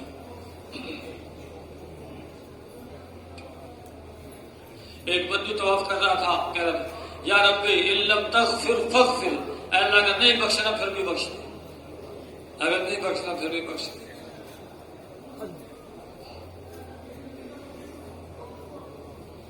ایک آدمی حج کرنے کے لیے گیا، طواف کر رہا ہے اور کہتا ہے اللہ ہمارے یہاں تو یہ دستور ہے اگر کوئی جرم کر لے اس کے دروازے پہ چلا جائے وہ اس کو معاف کر دیتا ہے۔ اے اللہ ہم بھی تیرے دروازے پہ آئے، پتہ نہیں تیرا کیا دستور ہے، اے اللہ ہم بھی تیرے دروازے پہ آئے، پتہ نہیں تیرا کیا دستور ہے۔ اللہ کو پسند ہے کہ بندہ معافی مانگے، اور فرمایا کہ کلکم خطاؤن وخیر الخطائین التوابون، تم سارے کے سارے خطا کار ہو، بہترین خطا کار توبہ کرنے والے ہیں، توبہ کرنے۔ اگر اللہ پاک لوگوں کو ان کے گناہوں پہ پکڑنا شروع کرے تو زمین پہ ایک انسان زندہ باقی نہ رہے۔ وہ تو رحیم ذات ہے، غفور ہے، غفار ہے، ستار ہے، پردہ ڈالتا ہے۔ اللہ بخشنا چاہتا ہے، بندے بخشنا چاہتا ہے۔ ایک آدمی نے 99 آدمی قتل کیے، حدیث پاک میں 99 آدمی قتل کر کے پھر اس کو تھوڑا سا احساس ہوا کہ وہ میں تو بہت بڑے گناہ کر رہی ہوں۔ ایک عابد کے پاس گیا، 99 آدمیوں کا قاتل ہوں، توبہ کرنا چاہتا ہوں، کہ 99 آدمی قتل کر کے توبہ کرتے ہیں، تیری توبہ کیسے قبول ہوگی؟ غصہ آیا، اس کو بھی قتل کر دیا۔ پھر ایک عالم کے پاس گیا کہ میں یوں کر کے 100 آدمی قتل کر بیٹھا، توبہ کرنا چاہتا ہوں۔ اس نے کہا اللہ تو غفور الرحیم ہے، وہ تو بخشنے کے لیے تیار ہے، بس تم اتنا کرو جس بستی میں تم رہتے ہو وہ برے لوگوں کی بستی ہے، اس کو چھوڑو، فلاں جگہ نیکوں کی بستی میں جاؤ۔ چل پڑا۔ اچھا جا رہا ہے تو رحمت والے فرشتے بھی آ گئے جان قبض کرنے کے لیے، اور عذاب والے فرشتے بھی آ گئے جان قبض کرنے کے لیے۔ وہ کہے اس کی روح ہم نکالیں گے کیونکہ اس نے توبہ کر لی۔ عذاب والے فرشتے کہنے اس کی روح ہم نکالیں گے، اس نے کبھی کوئی عمل خیر نہیں کیا۔ تیسرا فرشتہ ہے تم جھگڑو نہیں، اس کی جگہ نہ ہو، اگر تو نیکوں کی بستی کے قریب ہے تو اس کی روح لے جائیں گے رحمت والے فرشتے، اور اگر یہ بروں کی بستی کے قریب ہے تو اس کی روح لے جائیں گے عذاب والے فرشتے۔ اس کی جب جگہ ناپی گئی تو نیکوں کی بستی کے قریب نکلا، نیکوں کی بستی کے قریب۔ تو فرماتے ہیں کہ یہ نیکوں کی بستی کے قریب نہیں تھا، لیکن اس کی توبہ اللہ کو پسند آئی، نیکوں کی بستی کی زمین کو سکیڑ کے اللہ نے چھوٹا کر دیا اور بروں کی بستی کی زمین کو پھیلا کے لمبا کر دیا۔ بخشش ہو۔ ایک روایت میں یہ ہے کہ جب یہ مرنے کے لیے گرا تو مرتے مرتے بھی تھوڑا سا آگے کھسٹ گیا، جب جگہ ناپی تو وہ جگہ یہ نیکوں کی بستی کے قریب ہو گئی۔ کیوں اللہ بخش دیتا ہے، وہ تو بہانے بناتا ہے، بخشش کے بہانے۔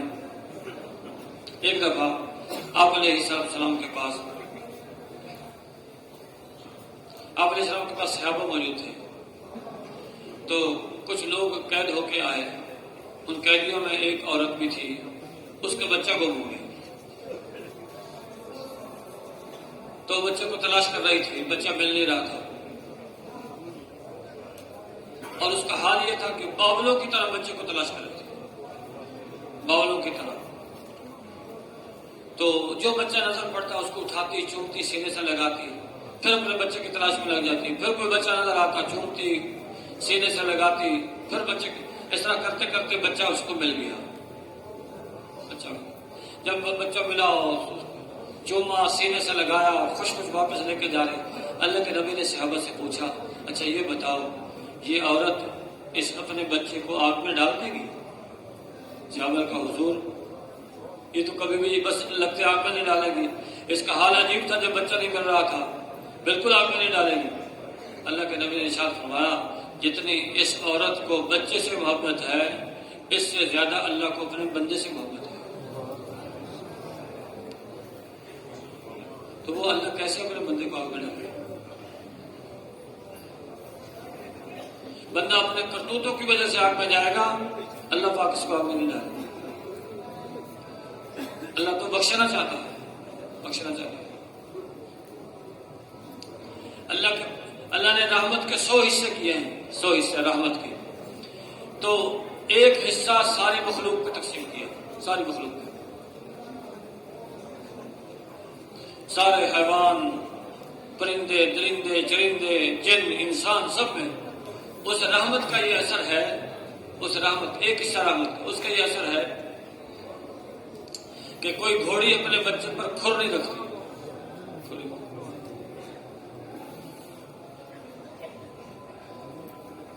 یہ رحمت اور شفقت اللہ نے جو والدین کے دل میں ڈالی۔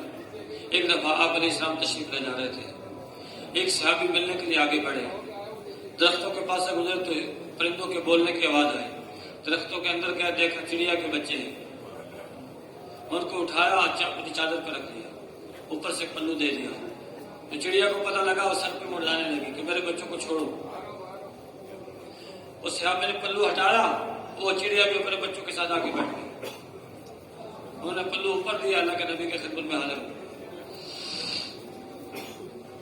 آ کے کارگزاری سنائی، اے اللہ کے رسول یوں کر کے یہ بچے میں نے پکڑے تھے، چڑیا گھومنے لگی، میرے سر پر چکر لگانے لگی، میں نے پلو ہٹایا، چڑیا بیٹھ گئی، میں نے دوبارہ اللہ کے نبی میں چھوڑ دے سو۔ اس صحابی نے پلو ہٹا دیا، چڑیا اڑی اور اڑ کے ساتھ ہی بیٹھ گئی نہیں۔ اللہ کے نبی نے فرمایا اس چڑیا نے اپنے بچوں کی خاطر اپنی آزادی کو قربان کر دیا. پتہ ہے پکڑ لے گا، لیکن نہیں، میرے بچے چھوڑیں گے تو میں جاؤں گی، ورنہ میں یہ بیٹھے نہیں گئے. اپنی آزادی کو قربان کر دیا. اللہ کے نبی فرمان چھوڑ کے تو وہ صحابی گیا کہ جہاں سے پکڑی تو وہی چھوڑ دیا. تو یہ اس ایک حصہ جو رحمت ہے اس کا اثر ہے. جو 99 حصہ رحمت کے اللہ کے پاس ہے، 99 حصہ رحمت کے اللہ کے پاس، تو اللہ بندے کو بخشنا چاہتا ہے، بخشنا چاہتا ہے. ہم اللہ سے معافی تو مانگیں، اپنے گناہ کو بخشوائیں تو صحیح اللہ سے، نادم تو ہو جائیں، نادم تو ہو جائیں. توبہ کیا ہے؟ جو گناہ کر چکا ہے اس پہ نادم ہو جائے، پشیمان ہو جائے، شرمندہ ہو جائے کہ میں نے یہ غلطی کر لی، اور اس کو پھر چھوڑ دے. آئندہ نہ کرنے کا عزم کر، آئندہ نہ کرنے کا عزم. یہ 3 چیزوں کا نام توبہ ہے. گناہ پہ پشیمان ہو جائے اور حال میں اس کو چھوڑ دے اور آئندہ نہ کرنے کا عزم کرے. اگر اس گناہ کا تعلق کسی بندے کے ساتھ ہے، بندے کا حق ہے وہ، تو پھر بندے سے معافی مانگے یا اس کا حق ادا کرے. یہ چوتھی چیز. بندے کا حق ہے تو پھر 4 چیزیں توبہ. اگر نمازیں ہماری قضا ہو گئی، جہالت کی وجہ سے نمازیں چھوڑ دی، نہیں پڑھی، اب احساس ہوا ہو میں تو 15 سال کی عمر میں بالغ ہو گیا تھا، اب میری عمر 40 سال ہے، 50 سال ہے، 60 سال ہے، میں نے تو نمازیں نہیں پڑھی، میری تو نمازیں ساری. اب توبہ تو اس نے کر لی. اب علماء سے پوچھے جو نمازیں رہی ہیں ان کی قضا کرنی پڑے گی یا نہیں. یا روزے چھوڑتا رہا، اب احساس ہو گیا، علماء سے پوچھے توبہ تو میں نے کر لی ہے، آئیے روزوں کی قضا رکھنی پڑے گی کہ نہیں. قسم کھائی ہے، قسم کھا کر قسم کو توڑا ہے، اس کے کفارے میں کیا کفارہ میرے اوپر آئے گا، یہ علماء سے پتہ لگے. یہ دین کو سیکھنا ہے، اس پہ عمل کرنا ہے،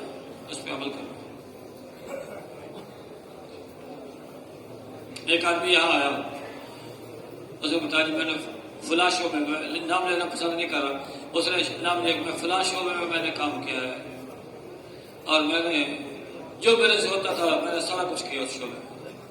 اب مجھے احساس ہوا کہ میں نے تو بہت غلط کیا ہے، ساری سروس گناہوں میں گزاری ہے. اب مجھے احساس ہوا ہے، اس لیے کہا میں یہاں آ جاتا ہوں، بیان سنتا ہوں، مجھے یہاں سکون ملتا ہے. اب اس کا کیا کروں؟ تو بھائی جو بھی شریعت میں، اسلام میں ہر چیز کا حل موجود ہے، علماء کی خدمت میں جائیں گے انشاءاللہ اس کا حل بتلائیں گے. جیسے توبہ استغفار سے اللہ گناہ معاف فرماتا ہے، ایسے نبی کریم صلی اللہ علیہ وسلم پر جب درود پاک پڑھیں گے اس سے بھی اللہ گناہ معاف فرماتا ہے. درود پاک جو ایک دفعہ نبی پر درود پڑھے گا تو اللہ پاک 10 رحمتیں نازل فرمائے گا، 10 درجے بلند فرمائے گا اور 10 گناہ معاف فرمائے گا. جو آدمی گھر سے چلا ہے اور دکان پہ جا رہا ہے اور درود پاک پڑھتا ہوا جا رہا ہے تو سارے راستے اللہ کی رحمتیں برستی چلی جائیں گی.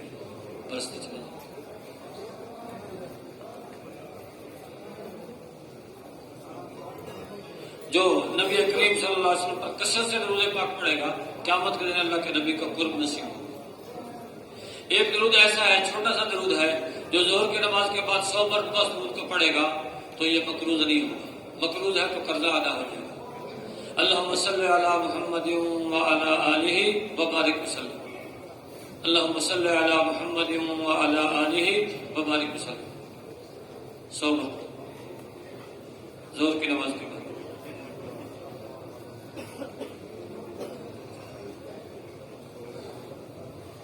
اور جو شخص جمعے کے دن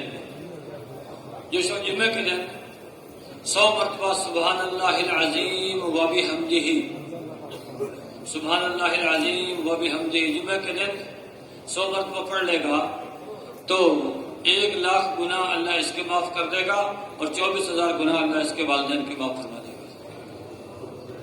سبحان اللہ العظیم وبحمدہ جمعے کے دن، جمعے کی نماز کے بعد سبحان اللہ العظیم وبحمدہ.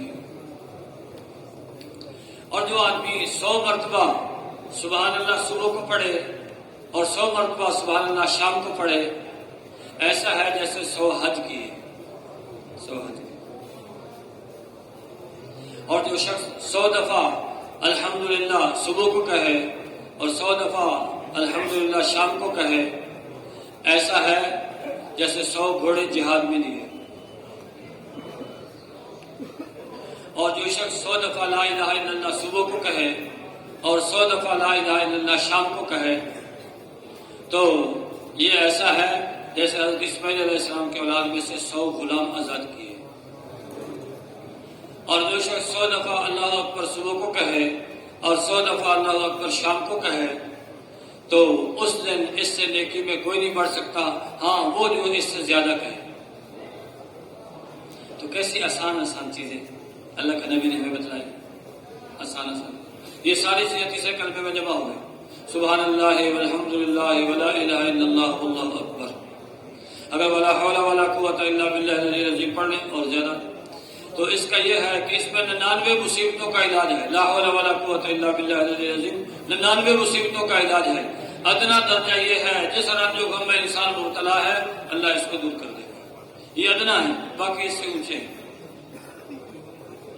اس میں کوئی مشکل پیش آئے اس کی کثرت کرو۔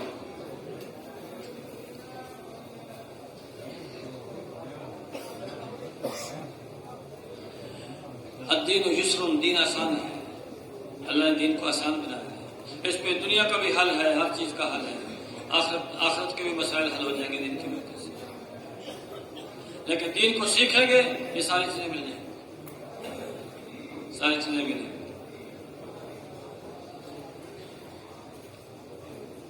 ایک شخص اللہ کے نبی کی خدمت میں حاضر ہو، اے اللہ کے رسول، فقر و فاقہ نے میں تو منہ کر لیا، دن بڑی تنگی ترشی کے ساتھ گزرنے لگی، کیا کروں؟ اللہ کے نبی فرماتے فرشتوں کی دعا کی طرح سے کیا ہو؟ فرشتوں کی دعا پڑھا کر۔ پھر فرمایا طلوع صبح صادق کے بعد، طلوع صبح صادق کے بعد یہ کلمہ 100 دفعہ پڑھ لیا کر، سبحان اللہ و بحمدہ، سبحان اللہ العظیم و بحمدہ، استغفر اللہ، سبحان اللہ و بحمدہ، سبحان اللہ العظیم و بحمدہ، استغفر اللہ۔ وہ شخص چلا گیا، کافی عرصے تک نہیں آیا۔ کافی عرصے کے بعد جب آیا، اللہ کے نبی نے پوچھا کیا حال ہے تیرا؟ کہا اے اللہ کے رسول، اب اللہ نے مجھے اتنا مال دیا ہے جو نہ صرف میری ضرورتوں کے لیے کافی ہے بلکہ اس مال سے میں لوگوں کی خبر گیری بھی کرتا ہوں۔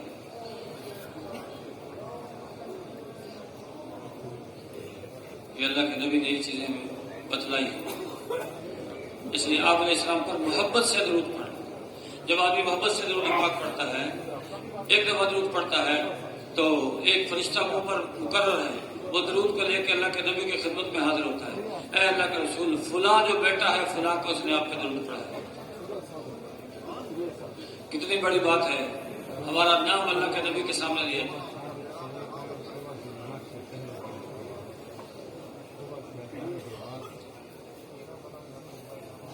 آپ علیہ السلام کو اللہ نے رحمت للعالمین، دونوں جہانوں کے لیے رحمت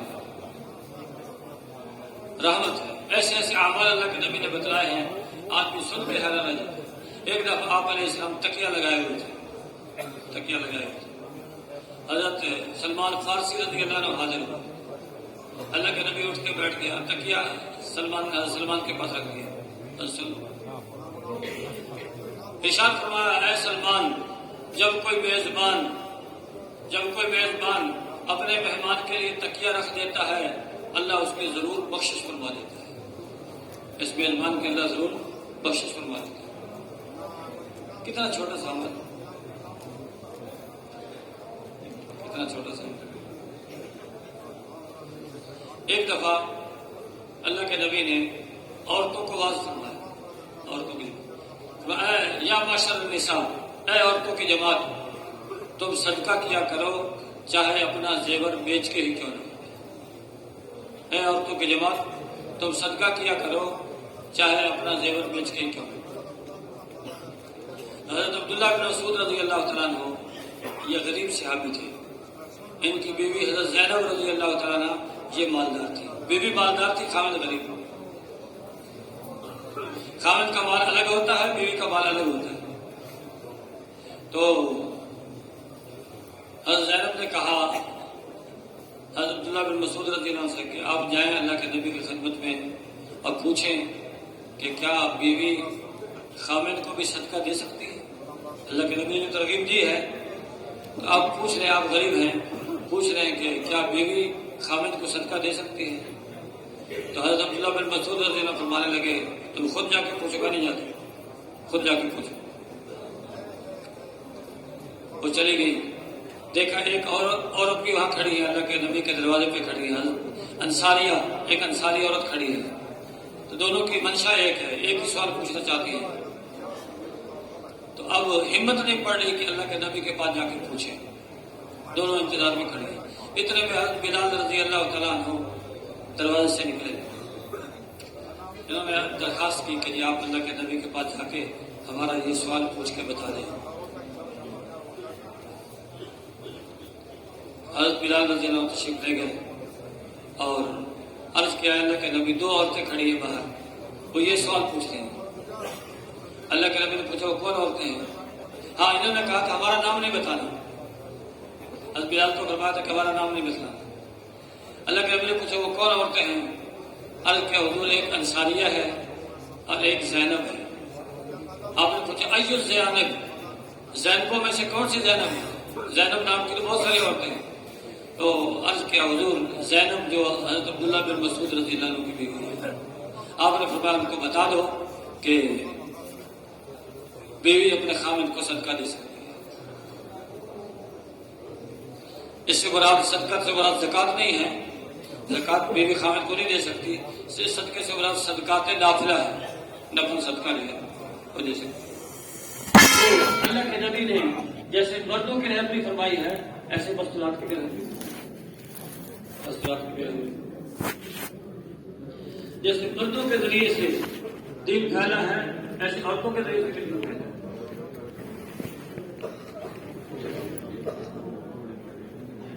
چار خلفاء میں سے دو خلفاء عورتوں کے ذریعے سے مسلمان ہو گئے۔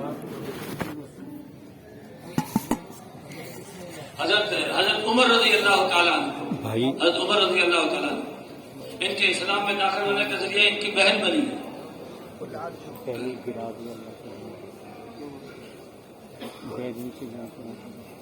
اور حضرت عثمان رضی اللہ تعالیٰ ان کو ان کی خالہ نے دعوت دی تھی، تو دو خلفاء عورتوں کے ذریعے سے ملے۔ حضرت خنسہ رضی اللہ تعالیٰ اپنے چار بیٹوں کو ترغیب دی، اپنے اللہ کے راستے میں جان قربان کرنے کی ترغیب، ماں ترغیب دے دی۔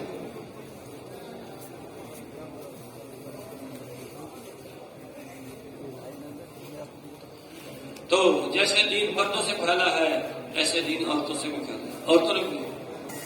حضرت ام شریک رضی اللہ تعالیٰ عنہ دعوت دیتی تھی، ان کی دعوت کی وجہ سے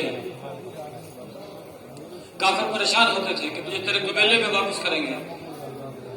چنانچہ قبیلے میں واپس کر بھی دیا۔ وہ قبیلے والے نے ایک قافلے کے ساتھ روانہ کیا، ان کو اس کے قبیلے میں چھوڑ دو۔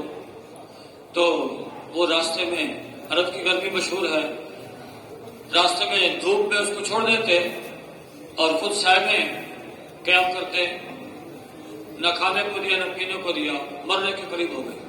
ایک دن اس طرح، دوسرے دن، تیسرے دن تو خیال تھا مر جائیں گے۔ جب تیسرے دن یہ سو کے اٹھے دوپہر کو کیا دیکھتے ہیں کہ حشاش پشاش بیٹھے۔ گاؤں میں شریف تم نے ہماری مشکلوں سے پانی پیا ہے؟ کہا نہیں، اپنے مشکلوں کے منہ دیکھ لو، ابھی تک بندھے ہوئے ہیں، میرے ہاتھ جو تم نے باندھے تھے ہاتھ بندھے ہوئے، پھر کہاں سے پیا؟ کیا آسمان سے ڈور اترا؟ ہوتے ہوتے قریب آ گیا، میرے منہ کا لگ گیا، میں نے پانی پیا، کچھ نیچے بھی گرا، وہ پانی وہ ڈور واپس چلا گیا، اس کے بعد بھوک بھی ختم، پیاس بھی ختم۔ تو وہ پورا قافلہ اسلام میں داخل ہو گیا حضرت شریک رضی اللہ تعالیٰ عنہ کی وجہ سے۔ یہ قربانی، ان قربانیوں سے دین آیا، ان قربانیوں سے دین آیا۔ دین قربانی سے آیا ہے، قربانی سے باقی رہے گا، قربانی سے پھیلے گا۔ قربانی سے فائدے. قربانی صحابہ نے بھی دی ہے، قربانی ہم بھی دے رہے ہیں. جو قربانیاں صحابہ نے دی تھی بالکل وہی قربانیاں آج بھی امت کر رہی ہے، لیکن قربانیوں کا رخ بدلا ہوا ہے. صحابہ کی قربانیاں دین کے لیے تھی، ہماری قربانیاں دنیا کے لیے. صحابہ بھی ملکوں میں گئے دین پھیلانے کے لیے، ہم بھی ملکوں میں جا رہے ہیں دنیا حاصل کرنے کے لیے. صحابہ بھی شہید ہوئے ملکوں میں جا کے دین کے لیے، اور ہمارے لوگوں کو بھی لاشیں، ہر جہاز میں کوئی کی لاش آتی ہے کہ یہ فلاں ملک میں کمائی کے لیے گیا تھا وہیں فوت ہو گیا.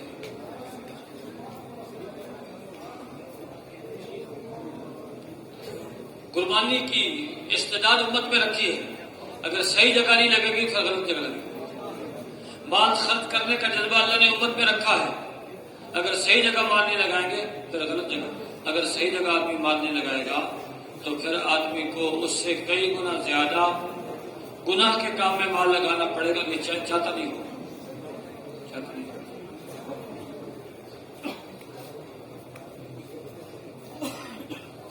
دین دنیا میں آیا ہے قربانی سے آیا ہے. حضرت بلال رضی اللہ تعالیٰ سے پوچھو کہ دین کیسے دنیا میں پھیلا ہے، دین دنیا میں کیسے پھیلا ہے. حضرت سلمان فارسی رضی اللہ عنہ سے پوچھو کہ دین دنیا میں کیسے پھیلا ہے.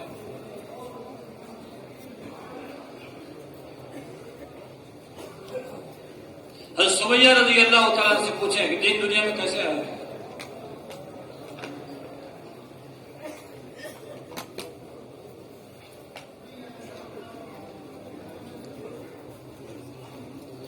تو جیسے دین دنیا میں آیا ہے، جو ترتیب ہے پہلی وہی اسی ترتیب سے آج بھی دین دنیا میں آئے گی.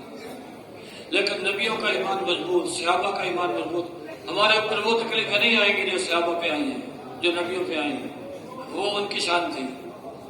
گھروں میں فاقے اور کپڑوں کی کمی اور مکان کی کمی نہیں ہے. ایمان کے بغیر حال آتا ہے. صحابہ کا ایمان تو بہت مضبوط ہے، ہمارا ایمان اس درجے کا نہیں ہے. اس لیے وہ فاقے ہمارے گھر میں نہیں آئیں گے، وہ فاقے نہیں. لیکن کچھ نہ کچھ جب نبی والی محنت کریں گے، جو حال نبی پہ آئے کچھ نہ کچھ جھلک اس کی اللہ دکھائے گا.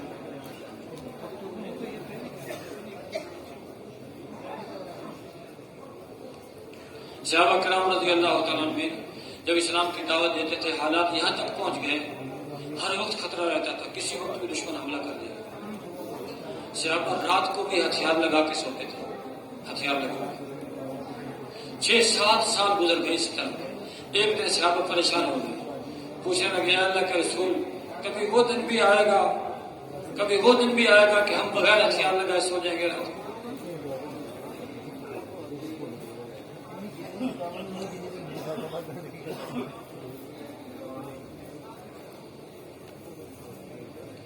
بھائی ایک یہ ہے کہ ہماری خواہشات پوری ہوتی رہیں، ہماری مرضی کے مطابق ہماری زندگی گزرتی رہے.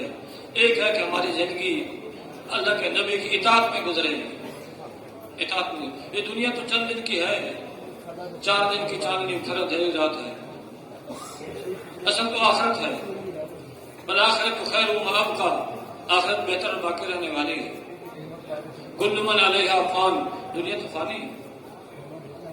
فانی کے لیے اتنی قربانی ہم کر رہے ہیں، باقی کے لیے اس سے زیادہ قربانی کی ضرورت ہے.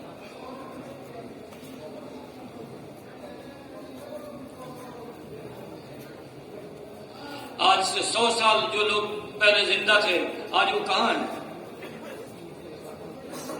جن کا طوطی دنیا میں بولتا تھا آج ان کا نام و نشان نہیں ہے.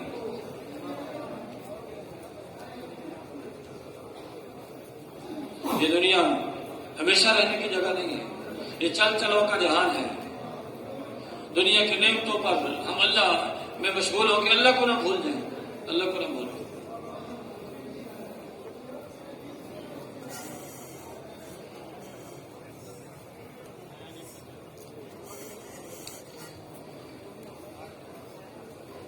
خلیفہ ہارون رشید، ان کا واقعہ ہے کہ ان کے زمانے میں بہلول دانا ایک بزرگ تھے، اللہ والے تھے. تو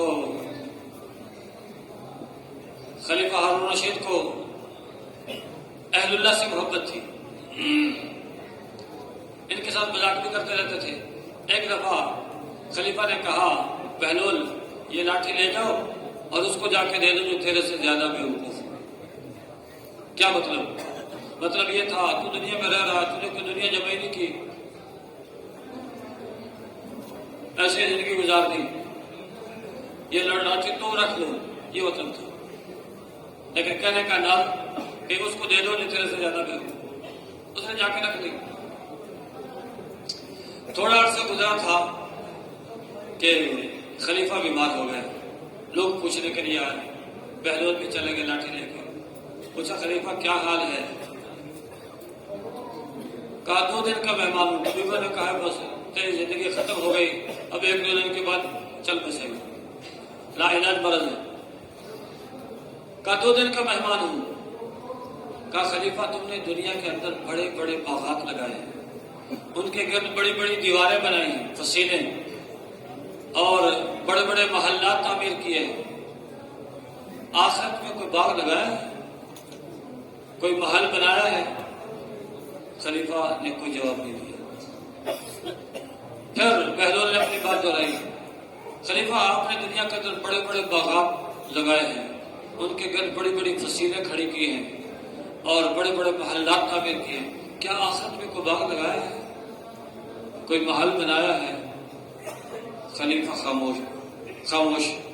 تیسری دفعہ بہلول نے اپنی بات پھر دہرائی کہ خلیفہ یہ بتائیں آپ نے دنیا میں بڑے بڑے باغات لگائے، بڑی بڑی دیواریں ان کے گرد بنائی اور بڑے بڑے محلات تعمیر کیے، آخرت میں کوئی باغ کوئی محل؟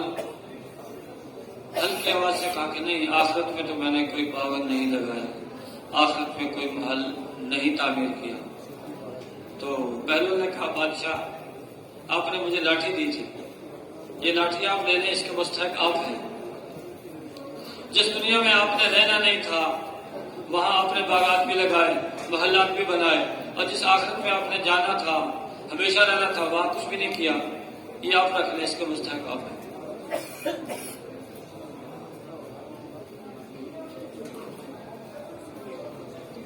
ایک بادشاہ کی جب موت کے وقت قریب آیا، ماں پوچھنے کے لیے آئی بیٹا کیا حال ہے؟ کہنے لگا ماں میرے ہاتھ سے دنیا بھی گئی، میرے ہاتھ سے آخرت بھی گئی، ماں میرے ہاتھ سے دنیا بھی گئی، میرے ہاتھ سے آخرت بھی گئی۔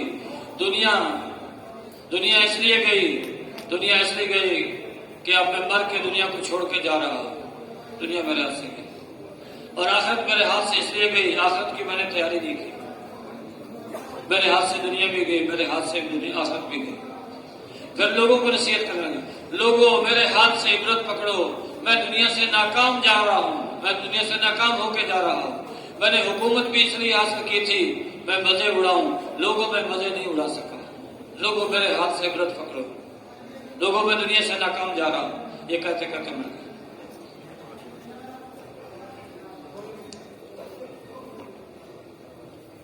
تو بھائیو آج نہیں تو کل مرنا ہے، دنیا کو چھوڑنا ہے، قبر میں جانا ہے، اور پھر قیامت تک قبر میں رہنا ہے۔ ہر کام سے پہلے آدمی دیکھے اس سے آخرت کا نفع ہے نقصان ہے۔ اگر آپ کو آخرت کا نفع ہے اس کام کو آدمی کرے، آخرت کا نقصان ہے اس کو۔ تو نبیوں نے جو قربانی کی ہے یہ، اور اس قربانی کے ساتھ دین کو پھیلایا پہنچایا ہے، تو اس کی وجہ کیا تھی؟ اس کی وجہ یہ تھی جیسے اللہ کی ذات کے پاس 99 حصے رحمت کے ہیں اور وہ بندے پر مہربان ہے، تو اس کے بعد اللہ کے بعد نبیوں کے دلوں میں اللہ نے شفقت بھری ہے، شفقت ڈالی ہے۔ جیسے ایک ماں ہے، چھوٹا بچہ ماں سے ناراض ہوتا ہے، اس سے چھوٹ کے بھاگتا ہے کہ میں آگ میں چھلانگ لگاتا ہوں، ماں اس کو پکڑتی ہے، وہ دانتوں سے ماں کے ہاتھوں کو کاٹتا ہے، ماں نہیں چھوڑتی، اس کے بال کھینچتا ہے نہیں چھوڑتی، اس کے ناک دبوچتا ہے نہیں چھوڑتی، اس کو پتا ہے یہ چھوٹا بچہ ہے، اس کو نہیں خبر کہ آگ میں جانے سے کیا نقصان ہوگا، اس کی تکلیفیں ساری برداشت کر لیتے ہیں لیکن چھوڑتی نہیں شفقت کی وجہ سے۔ ایسے نبیوں کو بھی پتا ہے کہ یہ امت دوزخ کی طرف جا رہی ہے، یہ دوزخ کی آگ میں جلیں گے، ان کو نہیں خبر دوزخ کی آگ کتنی سخت ہے، اس لیے اپنی تکلیفیں برداشت کر لی، لوگوں نے پتھر مارے برداشت کر لیے، بعض نبیوں کو لوگوں نے قتل کر دیا، نبیوں نے قتل ہونا برداشت کر لیا، لیکن ان کی شفقت دل سے نہیں گئی، خیر خائی کی بات ان سے کرتے رہے، ایمان کی طرف ان کو دعوت دیتے رہے، اس لیے کہ ان کو خبر نہیں ہے کہ دوزخ میں جا کے کیا ہونے والا ہے۔ جیسے ماں بچے کو نہیں چھوڑتی، اپنی تکلیف برداشت کر لیتی ہے، ایسے نبیوں نے تکلیفیں برداشت کر لی اور نہیں چھوڑا، لوگوں کو نہیں چھوڑا، ان کو اللہ کی طرف بلاتے ہی رہے۔ ابو جہل کو اللہ کے نبی نے بار بار دعوت دی، ابو جہل نے تکلیفیں ہی پہنچائیں، اور ابو جہل کا بیٹا اکرمہ اس نے بھی تکلیفیں پہنچائیں، شروع میں تکلیفیں پہنچیں، جب مکہ فتح ہو گیا تو پھر اکرمہ کی بیوی حضرت حکیم رضی اللہ عنہ پہلے مسلمان ہو چکی تھی، اللہ کے نبی کے پاس آئی، اے اللہ کے رسول، میرے خاوند اکرمہ اور ڈر کے بھاگ گئے ہیں، یا قتل ہونا پڑے گا یا اسلام قبول کرنا پڑے گا، وہ ڈر کے بھاگ گیا ہے، اگر میں اس کو لے آؤں تو آپ ان کو معافی دے دیں گے، وہ اسلام قبول کر لیں، آپ ان کا اسلام قبول کر لیں گے؟ اللہ کے نبی نے فرمایا ٹھیک ہے، اس کا اسلام قبول ہے۔ اب یہ بیوی خاوند کے لیے ہدایت کا ذریعہ بنی، تلاش میں نکلی، پتہ نہیں کہاں گئے تھے، تلاش میں نکلے، اپنے غلام کو ساتھ لیا، غلام کو ساتھ تلاش کرتی رہی، راستے میں غلام کی نیت خراب ہوئی، کوئی چھیڑ چھاڑ کرنے لگا، ایک قبیلے والوں کے ہاں کہہ کے اس کو وہاں قید کروا دیا، پھر اکیلی گئی، تلاش کرتے دیکھا ایک کشتی پہ سوار ہو کے جا رہے ہیں، اس نے دور سے دوپٹہ ہلایا، اے میرے چچیرے بھائی، میں تیرے لیے اللہ کے نبی سے پناہ لے کے آئی ہوں، واپس آ جاؤ۔ تو حضرت اکرمہ جو ہے واپس آئے، خاوند بیوی دونوں مل کے واپس اللہ کے نبی کی خدمت میں حاضر، اللہ کے نبی نے دیکھا دور سے کہ اکرمہ آ رہا ہے، ان کے استقبال کے لیے کھڑے ہوئے، اللہ کے نبی کے کندھے پہ ایک چادر تھی، وہ سرکنا شروع ہو گئی، اس کی پرواہ نہیں کی، لیکن اکرمہ کو گلے سے لگایا، اپنے ساتھ بٹھایا، پچھلی ساری غلطیاں معاف کر دی۔ یہ تکلیفیں اللہ کے نبی نے اٹھائی ہے، یہ تکلیفیں اللہ کے نبی نے اٹھائی۔ جب غزوہ بدر پیش آیا تو غزوہ بدر میں 70 کافر قید ہو کے آئے، ان قیدیوں میں حضرت عباس رضی اللہ عنہ، اس وقت مسلمان نہیں ہوئے تھے، ان کو بھی مجبور کر کے لے گئے مکے والے، وہ بھی، اور حضرت ابو العاص، حضرت زینب رضی اللہ عنہ اللہ کے نبی کی بیٹی تھی، ان کے خاوند، وہ بھی قید ہو کے آئے۔ تو رات کو ان قیدیوں کی مشقیں باندھی ہوئی تھی، پیچھے ہاتھ باندھے ہوئے تھے، تو قیدیوں کے کراہنے کی آواز آ رہی اور رونے کی آواز آ رہی، اور آپ کے چچا عباس رضی اللہ تعالیٰ عنہ، ان کے بھی کراہنے کی آواز آ رہی، اللہ کے نبی کو صحیح رات نیند نہیں ہے، قیدی ہیں، دشمن ہیں۔ اللہ کے نبی نے صحابہ سے فرمایا، صحابہ نے خود ہی جا کے حضرت عباس رضی اللہ کی مشقیں ڈھیلی کر دی، اللہ کے نبی کو آ کے بتایا کہ ہم نے ان کی مشقیں ڈھیلی کر دی، فرمایا نہیں، سارے قیدیوں کی مشقیں ڈھیلی کر دی، سب کی مشقیں ڈھیلی کر دی۔ دشمن ہیں اور لڑنے کے لیے قید ہو کے آئے ہیں، لیکن اللہ کے نبی کا سلوک ان کے ساتھ بھی یہ حسن سلوک۔ اور ابو العاص رضی اللہ تعالیٰ عنہ، وہ بھی جب قید ہو کے آئے، 70 قیدیوں میں وہ بھی تھے، تو مکے والے پھر فدیہ لے کے اللہ کے نبی کی خدمت میں حاضر ہوتے تھے، فدیہ دے کے اپنے قیدیوں کو چھڑاتے تھے۔ ابو العاص کو چھڑانے کے لیے حضرت زینب رضی اللہ تعالی عنہا وہ بھی فدیہ لے کے حاضر ہوئی اللہ کے نبی کے پاس،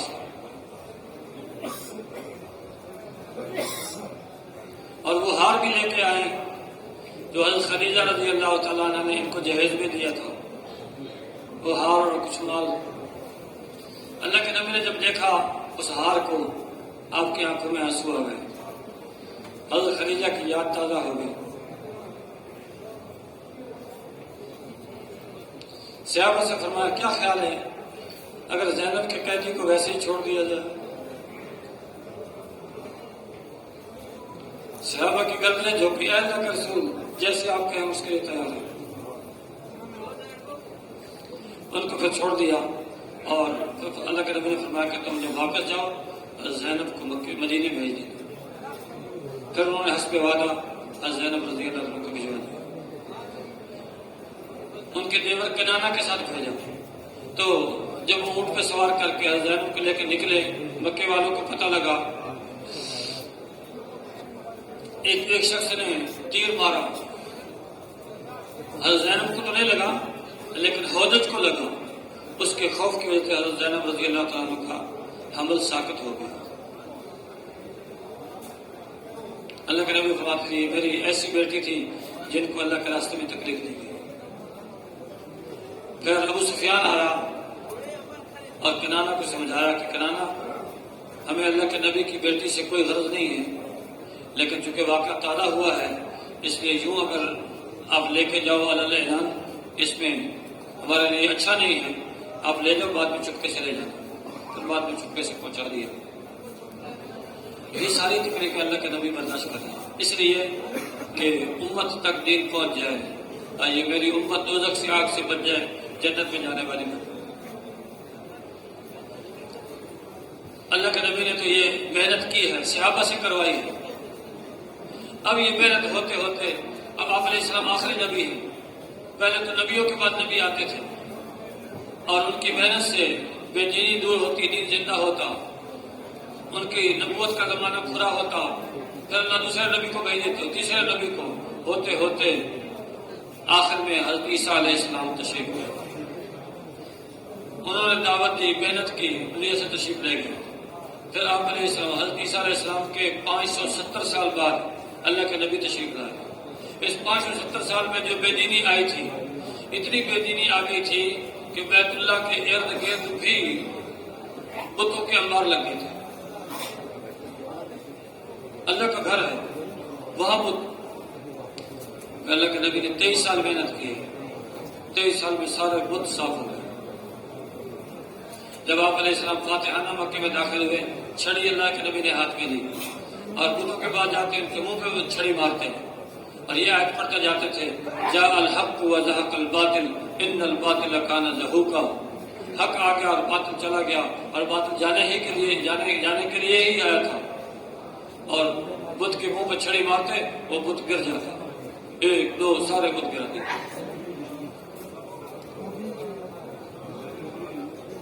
تو بے دینی کے آنے میں 570 سال لگے، لیکن حق کے آنے میں صرف 23 سال لگے۔ 23 سال بھائیو، آج بھی اگر دین دنیا میں پھیلے گا اسی محنت سے آئے گا جو محنت اللہ کے نبی نے کی ہے، جو صحابہ سے کرائی ہے۔ اب یہ محنت کس کے ذمہ ہے؟ اللہ کے نبی دنیا سے چلے گئے، صحابہ اپنی محنت کر کے دین کی محنت کا حق ادا کر کے چلے گئے، تابعین اور تبع تابعین چلے گئے۔ اب ہمارے ذمہ داری ہے، اگر ہم نماز نہیں پڑھتے ہیں تو اپنے آپ کو گناہ گار سمجھتے ہیں، نماز کی دعوت نہیں دیتے تو گناہ گار نہیں سمجھتے۔ محنت ہماری محنت ہے، کام ہمارا کام ہے۔ اللہ پاک کے ساتھ فرما رہے ہیں تم بہترین امت ہو، لوگوں کی نفع رسانی کے لیے نکالے گئے ہو، اچھائی کا حکم کرتے ہو، برائی سے منع کرتے ہو، اللہ پہ ایمان رکھتے ہو۔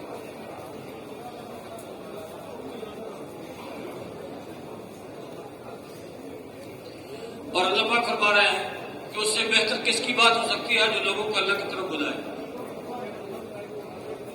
اللہ کی طرف بلانے والے سے بہتر کسی کی بات نہیں ہے۔ سب سے بہتر بات اللہ کے ہاں داعی اللہ کی بات ہے۔ اور اللہ پاک فرما رہے ہیں تمہارے اندر ایک ایسی جماعت کا ہونا ضروری ہے جو نیکی کا حکم کرے، برائی سے منع کرے، اور یہی لوگ پورے کامیاب ہیں۔ حسر کے ساتھ فرمایا وَأُولَٰئِکَ هُمُ الْمُفْلِحُونَ، یہی لوگ پورے کامیاب۔ یعنی کام تو پوری امت کے ذمہ ہے، کام تو پوری امت کے ذمہ ہے، لیکن امت میں ایک ایسی جماعت ہو جو رات دن صبح و شام اڑنا بچھونا اس کام کو بنا دے، اس کام کو جیسے حضرت ابوبکر صدیق رضی اللہ عنہ۔ ایک موقع آیا تو سارا مال اللہ کے نبی کی خدمت میں لا کے پیش کر دیا، سارا مال. اور حضرت عمر رضی اللہ تعالیٰ آدھا مال لے آئے. اللہ کے نبی نے یہ نہیں پوچھا کتنا لایا, پوچھا گھر میں کیا چھوڑ کے آئے. اے اللہ کے رسول, آپ اللہ کے رسول کی محبت چھوڑ کے آئے. فرمایا جو تمہاری بات میں فرق ہے وہی تمہارے درجوں میں فرق ہے. اور جب دین میں کمی آ گئی, حضرت ابوبکر صدیق رضی اللہ عنہ نے مدینے کے 100% مردوں کو اللہ کے راستے میں نکالا, 100% کو نکالا.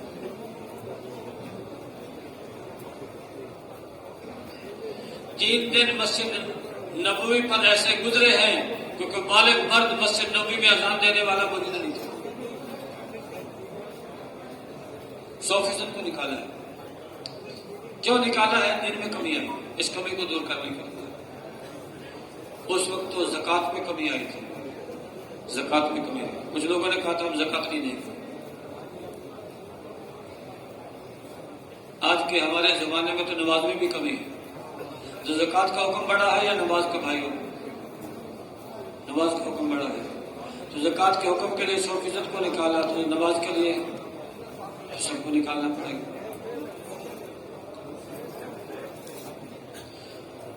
صحابہ نے عرض بھی کیا ہے ابو بکر آپ جیش اسامہ کو مدینے سے نکال کے رومیوں کے خلاف بھیج رہے ہیں. 3000 کا لشکر ہے اور ضرورت مدینے کے اندر بھی ہے. جن لوگوں نے زکات دینے سے انکار کیا ہے, جنہوں نے ارتداد اختیار کیا ہے, ان کے خلاف اس لشکر کو اگر استعمال کریں, اندر کے حالات ٹھیک ہو جائے پھر باہر بھیجنے کے لشکر کو رومیوں کے خلاف. فرمایا جس لشکر کو محمد رسول اللہ روانہ کر کے گئے ہوں, ابو قحافہ کے بیٹے کے کیا مجال اس لشکر کو روکا. یہ لشکر روانہ ہو کے رہے, روانہ کی. پھر باقی جو افراد مدینے میں بچے ان کو جمع کیا. ان کی تعداد ایک روایت کے مطابق 300 تک پہنچی. ان کو مانعین اور مرتدین کے خلاف روانہ کیا. خود ان کے ساتھ گئے. صحابہ کی رائے بدلی, ہے ابو بکر مدینہ تو خالی ہے. جیسے اسامہ نکل کے چلا گیا, 3000 کا لشکر ہو گیا, 300 کی جماعت لے کے آپ جا رہے ہیں. مدینہ تو خالی ہے, مدینے میں ہماری عورتیں ہیں, مدینے میں ہمارے بچے ہیں. رومیوں کی طرف سے حملے کا خطرہ ہے. اگر انہوں نے آ کے حملہ کر دیا وہ ہماری عورتوں اور بچوں کو قتل کر دیں گے, آپ علیہ السلام کے ازواج مطہرات کو شہید کر دیں گے. اس بنا پہ ہم کہتے ہیں آپ واپس لوٹیں, اپنی جگہ کسی اور کو امیر بنائیں. صحابہ کے اس اصرار پر حضرت ابوبکر واپس لوٹے, اپنی جگہ حضرت خالد بن ولید رضی اللہ عنہ کو امیر بنائے. اسی موقع پر فرمایا تھا اگر مجھے اس بات کا یقین آ جاتا کہ جیش اسامہ سارا کا سارا شہید کر دیا جائے گا, اور اس بات کا یقین آ جاتا کہ رومی لوگ مدینے میں داخل ہوں گے, وہ ہماری عورتوں اور بچوں کو قتل کر دیں گے, آپ علیہ السلام کے ازواج مطہرات کو شہید کر دیں گے, ان کی لاشیں گلیوں بازاروں میں بکھری پڑی ہوں گی, کوئی دفن کرنے والا موجود نہیں ہوگا. اگر اس بات کا بھی مجھے یقین آ جاتا پھر بھی میں جیش اسامہ کو روانہ کر کے رہتا ہوں. یہ قیامت تک آنے والی امت کو بتایا ہے کہ یہ بھی بہت بڑا نقصان ہے. ہماری عورتیں قتل ہو جائیں, ہمارے بچے قتل ہو جائیں, ازواج مطہرات کو شہید کر دیا جائے, یہ بہت بڑا نقصان ہے. لیکن اس سے بڑا نقصان دین کی کمی ہے. اس کو برداشت کیا جا سکتا ہے, اس کو برداشت نہیں کیا سکتا. علیون کا سدین وانا ہے, دین میں کمی آ جائے ابو بکر زندہ ہو, یہ نہیں ہو سکتا. یا دین دنیا میں پھیل جائے گا یا ابو بکر دنیا سے چلا جائے گا. دین کی کمی کے ساتھ حضرت ابو بکر دنیا میں زندہ رہنے کے لیے تیار نہیں تھے. بھائی آج بھی اسی بات کی ضرورت ہے. ہم اللہ کے راستے میں نکلے رہیں گے یا اللہ کا دین دنیا میں پھیل جائے گا, یا ہماری قبریں اللہ کے راستے میں بن جائیں گی. جب تک دین دنیا میں پھیلے گا نہیں ہم گھروں کی طرف لوٹیں گے نہیں. اس کے لیے کون کون تیار ہے؟ سبھی تیار ہیں. پہنچنا تو یہاں ہے. حضرت تو صحابہ یہ دیکھ گئے ہیں کہ ترجیح کس کو دینی ہے, مقدم کس کو کرنا ہے, مؤخر کس کو کرنا ہے, پہلا حق کس کا ہے, بعد والا حق کس کا, یہ بتا کے گئے. اب پہنچنا تو یہاں ہے, منزل ہماری یہ ہے, لیکن منزل کی طرف ہم بڑھنا تو شروع کریں. اس کی ترتیب یہ ہے کہ جو ساتھی تھوڑے وقت کے لیے آئے ہیں یا چلنے کے لیے آئے ہیں, اب 4 مہینے لگا کے جائیں گے. ایسے ساتھی کھڑے ہو کے اپنے ارادے کا اظہار فرما دیں. آئے تو تھوڑے وقت کے لیے تھے, اب ہم 4 مہینے لگا کے جائیں گے. آئے تو چلے کے لیے تھے, 4 مہینے لگا کے جائیں گے. آئے تو شب جمعہ کے لیے تھے, اب 4 مہینے لگا کے جائیں گے.